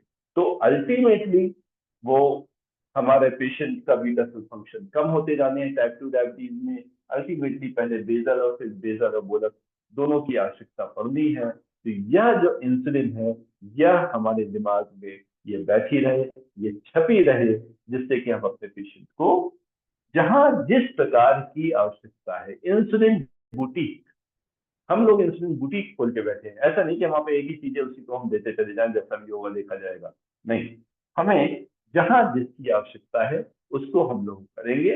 और अब फाइनल कमेंट अपने सभी मित्रों के लेने के बाद हम लोग फिर अगले मॉड्यूल के लिए फिर यहाँ पे ब्रेक करेंगे। फिर आपके क्वेश्चन अगर कुछ होंगे तो हम सब लोग मिलकर उसको सॉल्व करने का प्रयास करेंगे। सर धन्यवाद डॉक्टर पंकज। मैंने आज के सेशन में काफ़ी लर्न किया है चीज़ें, और सबसे बड़ी धन्यवाद, नहीं, सबसे बड़ा धन्यवाद इस बात का कि आप में करेज था अपनी मदर टंग के में ये सब चीज़ें एक्सप्लेन करने का। नहीं तो हम एक फॉल्स ईगो में फंसे इंग्लिश बोलते रहते थे। सो उसके लिए बहुत बड़ा धन्यवाद है, जिससे हमारे यंग स्टूडेंट्स को और बाकी सब लोगों को इसके कॉन्सेप्ट समझने में बहुत आसानी होगी। बहुत बहुत धन्यवाद। क्या आपको लगा कि जो हम लोग डिस्कशन को अपनी मातृभाषा में जो हम लोग रोज बोलते चालते हैं उसमें कर रहे हैं, तो इसमें कार्य आसान हुआ? इसमें कोई शक नहीं है कि अपनी मातृभाषा में अंडरस्टैंड करना आसान है, लेकिन मेरे ये आसान इसलिए भी हो गया क्योंकि आप बहुत बढ़िया टीचर हैं। एक बहुत बढ़िया टीचर, आप इंग्लिश में भी समझाते तो भी समझ में आ जाता, लेकिन हिंदी में और अच्छा समझ में आया। और सिर्फ मेरा एक अप्रिहेंशन था जो मैंने आपसे पहले भी जिक्र किया था, कि मुझे लगता था पहले कि अगर हम हिंदी में सब कुछ बोलने लगेंगे तो कहीं ये टर्मिनोलॉजी जो है डायबिटीज को कुछ और तो नहीं कहने लगेंगे, मधुमेह या कुछ और तो नहीं कहने लगेंगे, क्योंकि सालों से हम इसको डायबिटीज कहते हैं, डायबिटिक इंसुलिन रेजिस्टेंस को इंसुलिन रेजिस्टेंस कहते हैं। तो ये मेरा अप्रीहेंशन था, जिसको आपने बहुत अच्छा टेक केयर किया, आपने वो सारी टर्मिनोलॉजी वैसी की वैसी रखी। सो आई थिंक वेरी क्रेडिटेबल। बहती हुई धारा को एकदम से विपरीत दिशा में नहीं मोड़ना है, तो थोड़ा सा डाइवर्ट करना। धन्यवाद। थैंक यू, थैंक धन्यवाद यू। जी मैडम। बिल्कुल सही कहा सर ने कि जब टीचर अच्छा हो ना तो वो किसी भी माध्यम में पढ़ाए वो सब समझ में आता है। बस ये तो हम जैसे स्टूडेंट्स के लिए भी एक बूम है, वो एक तरीके से एक आशीर्वाद की तरीके से है कि हमें कुछ पूछने के लिए कुछ दिमाग में फ्रेम नहीं करना पड़ता है कि अब हमें इनसे पूछने के लिए कुछ फ्रेम तो नहीं करना है, या उधर से कुछ रिबाउंड बैक आ गया तो हम क्या सोचेंगे। तो ये बहुत ही अच्छा कॉन्सेप्ट है सर का कि अपनी जो हमारी लैंग्वेज है जिसमें हम बात करते हैं, जिसमें हम डेली कन्वर्सेशन जो हमारे रूटीन कन्वर्सेशन है, उसी भाषा में हम पढ़ाई करें, ना हम उसके टर्मिनोलॉजी को चेंज करें, बल्कि एक जो हमारी आम बोलचाल की भाषा है, जो हमारी हिंदी भाषा है, उसी में अगर हम अपने टॉपिक्स को पढ़ें तो उसे समझना और उसे डिस्कस करना बेसिकली सर आसान हो जाता है। क्योंकि सर समझने में मेरे ख्याल से हिंदी मीडियम के स्टूडेंट्स को भी समझने में दिक्कत नहीं होती है जितनी कि बोलने में होती है, जहाँ ये मेरा मतलब है सर। और लेकिन सर इंग्लिश आपका तो मीडियम मैंने का इंग्लिश स्टूडेंट और भी, हिंदी दोनों में ही लेक्चर सुना है और इसमें मैं कहूंगी कि सर आप दोनों में ही उत्कृष्ट हैं। आपका बड़प्पन है, फिर मैं यही कहूंगा। लेकिन हमारे देश में जो इंग्लिश मीडियम में पढ़ने वाला बच्चा है, जिसे इंग्लिश में कोई तकलीफ नहीं है, वो भी सोचता हिंदी में ही है। वो सोचता हिंदी में है, फिर बोलता इंग्लिश में है, सुनता हाँ, उसे इंग्लिश में फ्रेम है, करना फिर पड़ता है। समझता हिंदी में है। तो उसके कंप्यूटर का एक प्रोसेसिंग बढ़ जाती है, वर्ड फाइल बढ़ को जाती है, पीडीएफ में बढ़ जाती कन्वर्ट है। करो, पीडीएफ को दोबारा वर्ड में कन्वर्ट करो, तो जी ब्रेन जल्दी बिल्कुल। गर्म होता है। तो बिल्कुल सही कहा। हम इसमें शायद ये हमारा मानना है कि हम एक अपनी भाषा में जब हम चीजों का वर्णन करते हैं तो भेजा फ्राई शायद जल्दी नहीं होगा, वो थोड़ा सा और समय रहेगा। रविंद्र जी का क्या कैसा अनुभव रहा, आप बताएं साहब। उसके बाद मैं नहीं नहीं रामदास सर, जी से रिक्वेस्ट बहुत करूंगा बहुत कि अब आगे धन्यवाद। जी जी, बहुत बहुत धन्यवाद आपका सर। मेरे लिए तो सीखने के लिए बहुत कुछ था इसमें। सिर्फ सीखना ही सीखना था, क्योंकि ये वो सारी चीजें हैं जो हम यूज नहीं करते अनफॉर्चुनेटली, बिकॉज मैं बच्चों को देखता हूँ और आपको पता है 14-15 के साल के बाद में हम फिर एडल्ट को रेफर कर देते हैं, बच्चे वो हमारे पास नहीं आते गवर्नमेंट सेक्टर में तो स्पेशली। तो सर हम लोग तो, आप जितने अच्छे से OHA यूज करते हैं, हम लोग तो मेटफॉर्मिन से आगे जो कहीं कहाँ जा पाते हैं। FDA अप्रूवल भी नहीं था। अभी एक जो आया है एक GLP-1 का भी आया है, वो भी इंजेक्टेबल। तो सर हम लोग तो सिर्फ इंसुलिन पर, हमें हाँ ये बात जरूर है कि हमें इंसुलिन की अप्रीहेंशन बिल्कुल नहीं होती सर। हम उसको बिल्कुल पैरासीटामोल की यूज करते हैं। और क्या बात है।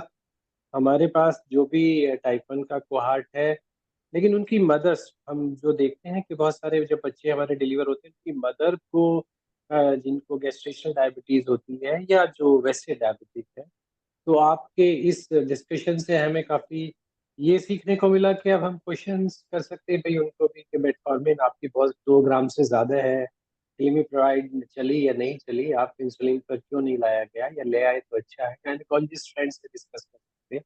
तो ये सब चीजें जो हम बिल्कुल टच नहीं करते थे अभी तक, शायद कुछ टच कर पाए। उसे ट्रीट तो नहीं करेंगे पर हम कहेंगे जरूर कि जाओ ये सब शुरू कराओ। बहुत हो गया देखिए, मेटफॉर्मिन। यहाँ पे जो बिंदु आपने उठाया वो बहुत महत्वपूर्ण है, और यहाँ पे हम आपका प्रयोग करना चाहेंगे। जैसे ही डिलीवरी होती है, माँ सब भूल जाती है। भारतीय महिला का तो सीधा सीधा, अब तो मेरा बच्चा सब कुछ है, बच्चे के लिए मेरी अपनी की फिक्र नहीं करो, बच्चे को करो। तो यहाँ पे आप एक वाक्य माँ के लिए जरूर बोल दीजिए कि देखो, बच्चा ठीक ठाक है, बच्चे को हम संभाल लेंगे, आप अपना ध्यान रखना। डिलीवरी होने के बाद डायबिटीज को भूल मत जाना। डिलीवरी होने के बाद अगर ग्लूकोज नॉर्मल हो जाए तो ये मत भूल जाना कि ये हमेशा के लिए नॉर्मल हो गई, क्योंकि जो जीडीएम के पेशेंट्स हैं वो जहां जरा सा भी उनके शरीर पे कोई स्ट्रेस आया वो दोबारा फ्रैंक डायबिटीज में या प्रेगनेंसी में वो और जल्दी डायबिटीज में कन्वर्ट हो जाएंगे। तो अपना भी मॉनिटरिंग करते रहना है, अपना भी ध्यान रखना है। और अर्ली प्यूटोरियम वह समय है कि जब हमें एग्रेसिव कंट्रोल के द्वारा अपने आप को भी नियंत्रण में रखना है, क्योंकि वह फेज बहुत तेजी से महिलाएं वेट गेन भी करती हैं उसमें, और उसके बाद में परमानेंट डायबिटीज के साथ आती है। तो मित्रों फिर एक बार फिर बहुत बहुत आप सबका धन्यवाद।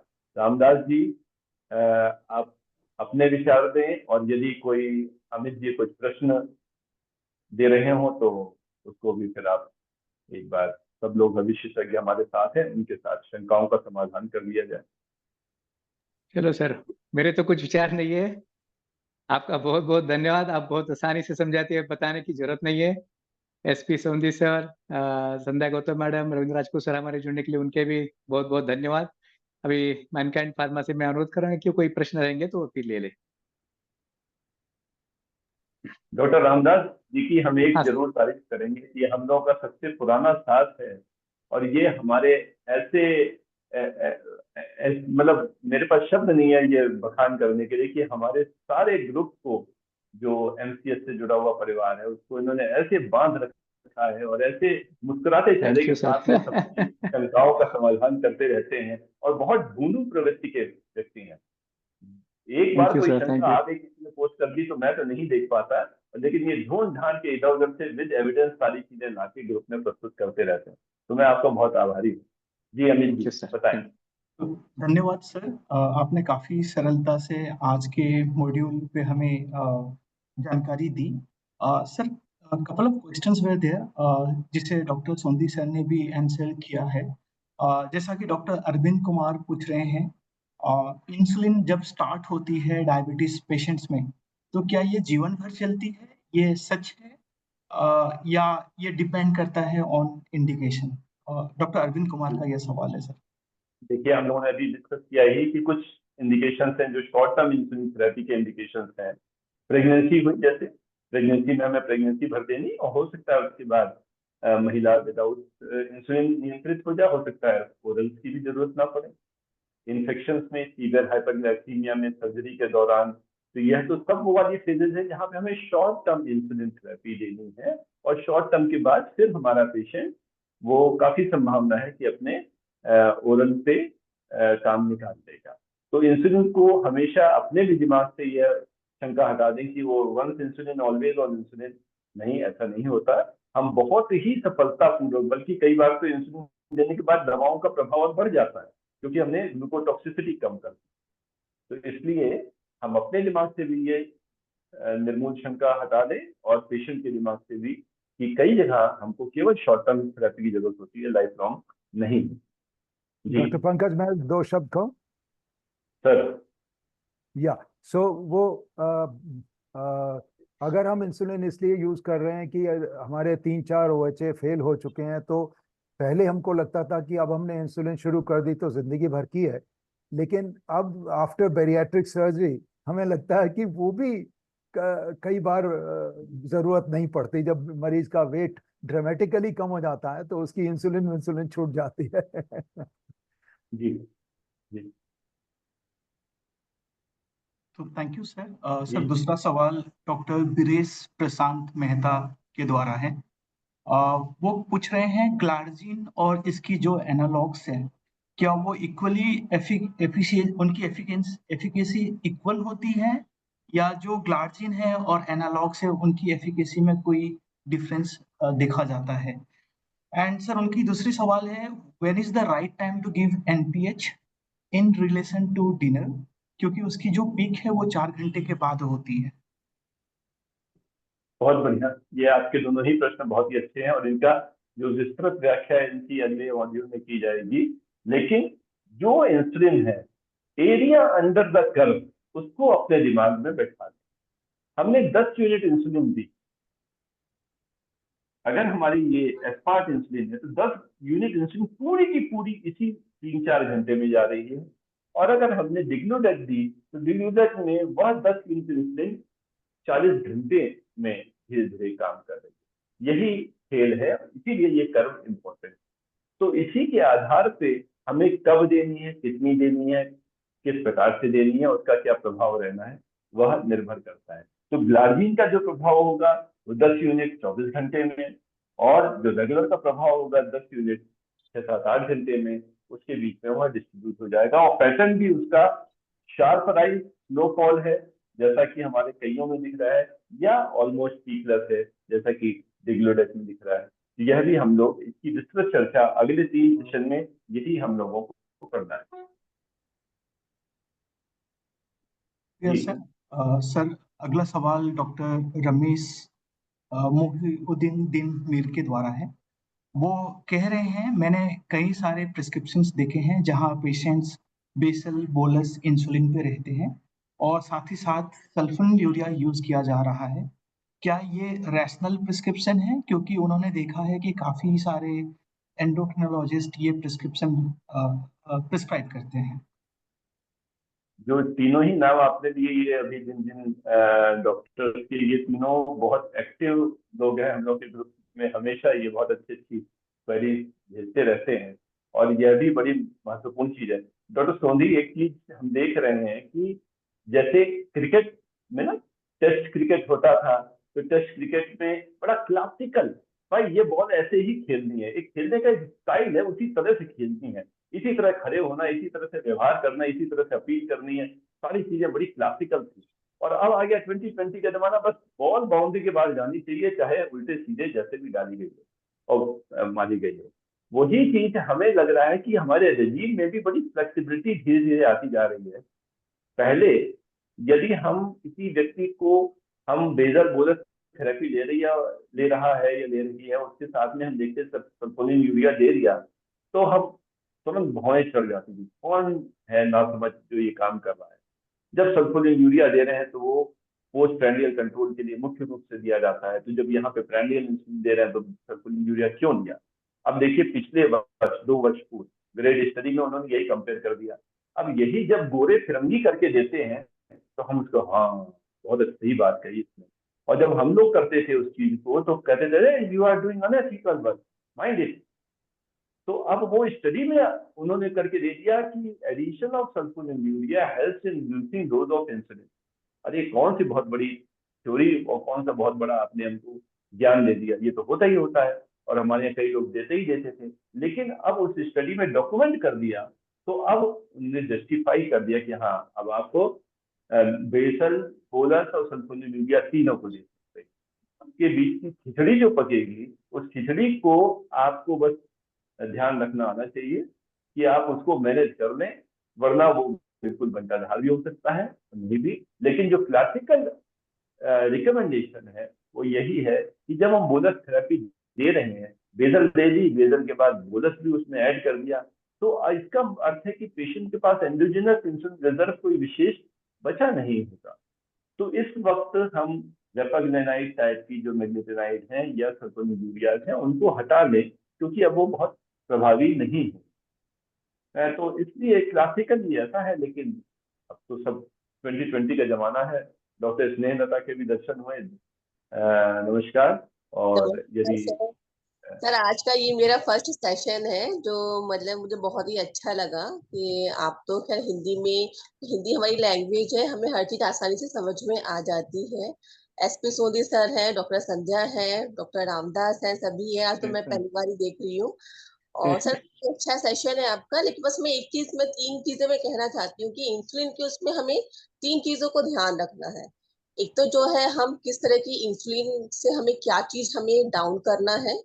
दूसरा जो पेशेंट का जो मील पैटर्न है, हमें उसको भी ध्यान में रखना है कि उसने मील क्या लिया है और मील लेने का टाइमिंग उसका क्या है sir.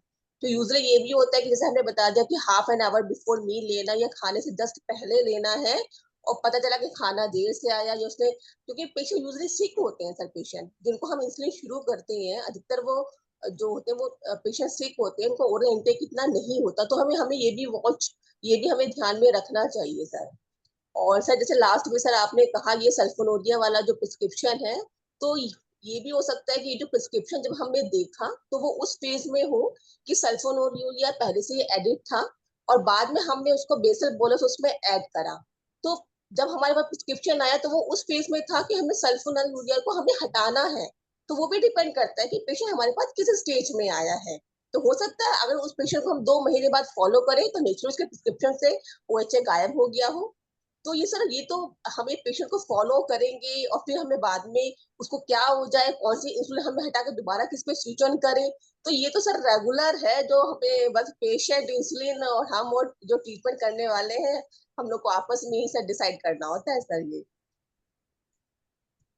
Thank you ji sir, धन्यवाद। आपका सेशन बहुत अच्छा था और होप सो कि हम सभी लोग को बहुत नॉलेज हुई है और आगे भी हम लोग आपके साथ इसके साथ शामिल रहेंगे। तो मैं फिर कह रहा हूँ कि आप लोग का बड़प्पन है, आप लोग ऐसे कहते हैं। हमारे फैकल्टी मेंबर्स में अभी डॉक्टर रमाकांत भी लिखे थे। डॉक्टर रमाकांत अगर जुड़े हों तो यदि आप कुछ कहना चाहते हो, मैंने नाम आपका देखा। अच्छा जी, ठीक है तो सर, कुछ कह रहे धन्यवाद हैं? सर, धन्यवाद मैम। सर, अगला सवाल है डॉक्टर रमीश के द्वारा। वो पूछ रहे हैं, अगर हम पेशेंट्स में सेरोग्लिटाजार ऐड करते हैं तो क्या इंसुलिन की डोज घटाई जानी चाहिए? ये भी बहुत अच्छा है, हालांकि थोड़ा सा डेविएशन अवश्य है, लेकिन पैराग्लिसरॉल के साथ में इंसुलिन सेंसिटाइजिंग एक्टिविटी भी थोड़ी सी तो है ही इसमें। तो मुख्य रूप से ट्राइग्लिसराइड में और फैटी लिवर में हेल्प करता है, लेकिन थोड़ा इंसुलिन सेंसिटिविटी भी बढ़ाता है। तो शायद जोड़ते ही हम इंसुलिन उसी समय कम करें, इसकी आवश्यकता नहीं होगी, लेकिन क्रमशः जैसे जैसे अगर इंसुलिन का रिस्पॉन्स बढ़ता है तो इंसुलिन की डोज हम उसके बाद घटा सकते हैं। जी सर एक्चुअली ये सारोग्लूटाजार जो है डायबिटिक डिसलाइपिडीमिया में non alcoholic fatty liver and hyper triglyceride use करते हैं। तो उसमें इंसुलिन का टाइप 2 डायबिटीज पेशेंट में रहते हैं। एक्चुअली पेशेंट इंसुलिन का सवाल ही ना था, इंसुलिन दे देंगे तो और फैटी लिवर और बढ़ेगा पेशेंट का। जी, वो भी बात सही है, लेकिन हमें ये भी देखना है कि अगर पेशेंट को ग्लाइसेमिक कंट्रोल के लिए इंसुलिन हमें देनी है और इंसुलिन चल रही है, हम सारोग्लिसरॉल ऐड कर रहे हैं फॉर डिफरेंट इंडिकेशन अभी तो फैटी सॉरी जी अभी फैटी लिवर पे बहुत रिसेंटली मैं ट्विटर पे था, वहाँ एक रिकमेंडेशन आई जो बड़ी सिंप्लीफाई करती है अबाउट फैटी लिवर ही। उन्होंने बिल्कुल साफ कहा कि अगर fatty liver non diabetic patient में है तो आप विटामिन ई दे सकते हैं, वो सबको पता है। और अगर वो डायबिटिक पेशेंट में है देन द रिकमेंडेशन और आइदर GLP-1 एनालॉग्स और पायोग्लिटाजोन। अनफॉर्चुनेटली सैरोग्लिटाजोल क्योंकि इंडियन एक ड्रग है, अभी तक इसका कहीं रिकमेंडेशन FDA या उधर यस है नहीं, यस है नहीं अभी। Yes sir. वैसे सर FDA ने इसको ये अकेला एजेंट है जो कि US ट्रायल में भी जिसको जस्टिफाई हाँ हाँ किया हाँ, गया बट है, अभी जो कि अभी अगर आप फाइब्रोसिस तक को रिवर्स कर सकता है। हाँ, बट अगर हाँ रिकमेंडेशन देखें अभी सिर्फ GLP-1 एनालॉग्स और पायोग्लिटाजोन की रिकमेंडेशन है in diabetic fatty liver disease. या जी जी जी अमित जी। शुक्रिया सर। सर, अगला सवाल doctor Harish Lamba and doctor Sanjeev के द्वारा पूछा गया है। सर, उनका कहना है कि एनपीएच के द्वारा नॉक्टर्नल हाइपोग्लाइसीमिया होने की चांसेस काफी ज्यादा होती हैं। तो क्या आप ये सजेस्ट करते हैं, एडवाइस करते हैं कि हम एनपीएच प्रिस्क्राइब करें? हम इसको अगले सेशन के लिए बचा के रखते हैं, क्योंकि सारे बिल्कुल। पत्ते अभी खुल जाएंगे तो अगले सेशन का मजा कम हो जाएगा। Right sir. सर, अगला सवाल डॉक्टर आशीष मित्तल के द्वारा पूछा गया है। वो पूछ रहे हैं CKD patient, chronic kidney disease patients में कौन सी इंसुलिन बेस्ट होती है? नहीं, इसमें मैं समझता हूँ कि डिजीज के हिसाब से इंसुलिन का चयन ना करके हम परिस्थिति के अनुसार इंसुलिन का चयन करें कि ग्लाइसेमिक अनकंट्रोल किस प्रकार का है। हाँ, यहाँ पे एक पहलू ये आता है कि जो ये पूछना चाह रहे होंगे कि एडवांस सीकेडी में जब किडनी फंक्शन जैसे जैसे कम होते जाते हैं तो किडनी वह ऑर्गन है जहां जाके इंसुलिन मेटाबोलाइज होती है, तो किडनी से एक्सक्रीट होती है। तो जैसे जैसे किडनी फंक्शन हमारे सप्रेस होते जाते हैं, इंसुलिन का एक्सक्रीशन रुकता जाता है, तो इंसुलिन की हाफ लाइफ बढ़ जाती है। तो इसलिए क्रोनिक किडनी डिजीज की स्टेज 4-5 में जाके हम ये कहते हैं कि पेशेंट को हाइपोग्लाइसीमिया की संभावना बढ़ती जाएगी इसलिए लॉन्ग एक्टिंग इंसुलिन ना दें, क्योंकि शॉर्टर एक्टिंग इंसुलिन भी वहाँ इंटरमीडिएट एक्टिंग इंसुलिन की तरह काम करने लग जाती है। तो यह वाली बात जो एक क्लासिकल टीचिंग और ट्रेनिंग हम लोगों के कॉलेज डेज में चलती थी कि लॉन्ग एक्टिंग इंसुलिन अवॉइड करो, उस वक्त एनपी अच्छी थी। लेकिन अब हम यह भी देखते हैं कि अगर हम केवल शॉर्ट एक्टिंग इंसुलिन पेशेंट को देते हैं तो उससे जो फ्लक्चुएशन है वह बहुत ज्यादा होगा, ये दिया फिर ये दिया फिर ये दिया, तो इसमें कभी भी पेशेंट में उतना अच्छा रिस्पॉन्स नहीं आता। कुछ डोज उसको लॉन्ग इंटरमीडिएट एक्टिंग की जरूरत होती है, तो उस लेबिलिटी को अवॉइड करने के लिए हम थोड़ी मात्रा में अंडर वॉच अंडर केयर हम उसको लॉन्ग एक्टिंग इंसुलिन दें। हाँ, यह जरूर है कि शॉर्ट एक्टिंग इंसुलिन भी उसमें लॉन्गर एक्टिंग की तरह से काम करने लग जाती है। तो यह जो आपका प्रश्न है बहुत अच्छा है इस दृष्टि से कि हम जो लॉन्गर एक्टिंग इंसुलिन है उनको एक मेन स्टे ऑफ थेरेपी ना बनाएं, क्योंकि हाइपोग्लाइसीमिया की संभावना उससे बढ़ जाएगी। लेकिन थोड़ी मात्रा में उसकी आवश्यकता हमें पड़ती है यदि मिडनाइट हाइपोग्लाइसीमिया नहीं हो रहा और फास्टिंग हाइपरग्लाइसीमिया बना हुआ है तो। जी तो धन्यवाद सर। सर अगला सवाल डॉक्टर अजय पारेख के द्वारा पूछा गया है। उन्होंने राइट इंसुलिन इंजेक्शन टेक्निक के ऊपर प्रकाश डाला है। वो कह रहे हैं कि अगर इंसुलिन सही तरीके से ना ली जाए तो गैंग्रीन होने की चांसेस हो सकती है। तो आप कृपया हमें कुछ पॉइंट्स बताएं जिसके द्वारा वो पेशेंट्स को एडुकेट कर सके on right insulin injection technique. चलिए, इस बिंदु को हम लोग अंतिम मॉड्यूल में थोड़ा टेकअप कर लेंगे इसमें भी। लेकिन इंसुलिन के गलत देने से गैंग्रीन होना थोड़ा सा अभी मैं नहीं समझ पाया कि यह क्या कहना चाह रहे हैं, क्योंकि ये तो मुझे नहीं कुछ समझ में आ रहा। हाँ, इंसुलिन कहाँ लगाई जाए यह जरूर है कि एब्डोमेन से उसका जो रिस्पॉन्स है वह थोड़ा अलग होता है, और थाइज में या अगर हम आर्म में देते हैं तो थोड़ा सा अलग होता है। तो जब हम एब्डोमेन में देते हैं सबक्यूटेनियस फैट में तो इंसुलिन थोड़ा अर्ली रैपिड की तरह से काम करती है। सेम अमाउंट ऑफ इंसुलिन अगर हम थाई में देते हैं तो थोड़ा सा एक्शन उसका प्रोलॉन्ग्ड और डिले हो जाता है। तो इसलिए ये कहा जाता है, अच्छा, और एक्सरसाइज करने में थाई की मसल्स ज्यादा काम आती हैं और थाई में जो ब्लड सर्कुलेशन बढ़ता है। तो अगर एक्सरसाइज के पहले हमने इंसुलिन दे दी थाई में तो वो जल्दी काम करेगी, थोड़ा रैपिड काम करेगी। और अगर हमने रात में ले ली तो थोड़ा और ज्यादा स्लो काम करेगी। तो कुछ ये पहलू हैं जो बहुत बारीक पहलू तो जरूर है, लेकिन कभी कभी पेशेंट को में कभी उसने पेट में लिया कभी उसने थाई में लिया तो उससे उसका जो ओवरऑल रिस्पॉन्स है वो थोड़ा फ्लक्चुएटिंग मिलेगा। इन बातों को हमें ध्यान में रखना चाहिए। एक समय के इंसुलिन के लिए एक अगर हम साइड रोटेट कर रहे हैं एब्डोमेन और थाई और फोरआर्म के बीच में, तो एक समय की इंसुलिन एक जगह पे ही हम लगाएं जिससे कि उसको हम बाद में उसी पे स्टेबल कर सकें। इसका जरूर ध्यान रखें सर। तो धन्यवाद sir. Sir all the questions are over. बहुत अच्छा। तो धन्यवाद आप सबका, सभी मित्रों का ज्वाइन करने के लिए, और हमारे फैकल्टी मेंबर्स के मैं बहुत बहुत आभारी हूँ। पुनः सबका बहुत बहुत धन्यवाद हमारे साथ इस कार्यक्रम में सम्मिलित होने के लिए, इसकी शोभा बढ़ाने के लिए, और इसकी जो वैल्यू है वो आप लोग के आने से बढ़ जाती है। इसके लिए मैं आप सबका आभारी हूँ। तो रामदास जी, अब आपके yes sir, yes sir, yes के लिए और मैनकाइंड फार्मा को एक बार फिर से इसके आयोजन के लिए धन्यवाद। Yes sir, thank you. हम लोग अगले सेशन में मॉड्यूल 3 में तब मिलेंगे। सो धन्यवाद सर। धन्यवाद आपने सर, काफी सरलता से आज हमें मॉड्यूल 2 के बारे में पढ़ाया, जहां हम इंसुलिन और इंसुलिन रेजिमेन के बारे में जान पाए। मैं धन्यवाद अदा करना चाहूंगा डॉक्टर रामदास सिंधे सर का, doctor Sandhya Gupta ma'am, doctor SP Saundhi, doctor Ravindra Rajput and doctor Snehlata Verma ma'am का। साथ ही साथ मैं आज अपने डेलीगेट्स का धन्यवाद करना चाहूंगा, जो आज हमारे साथ जुड़े और मॉड्यूल 2 के द्वारा काफी कुछ सीख पाए। सो मैं आशा करता हूं कि आज हम जो सीख पाए हैं वो हम अपने क्लिनिकल प्रैक्टिस में डेफिनेटली यूज करेंगे। और साथ ही साथ में Mankind team Amit Gautam and Purushottam Pal का धन्यवाद अदा करना चाहूंगा, और नेट कास्ट टीम के थ्रू मिस्टर मुजफ्फर का धन्यवाद करना चाहूंगा sir. So thank you so much, sir. Thank you for joining us today and thank you for taking us through module 2, sir. Thank you, Amit. धन्यवाद. Bye.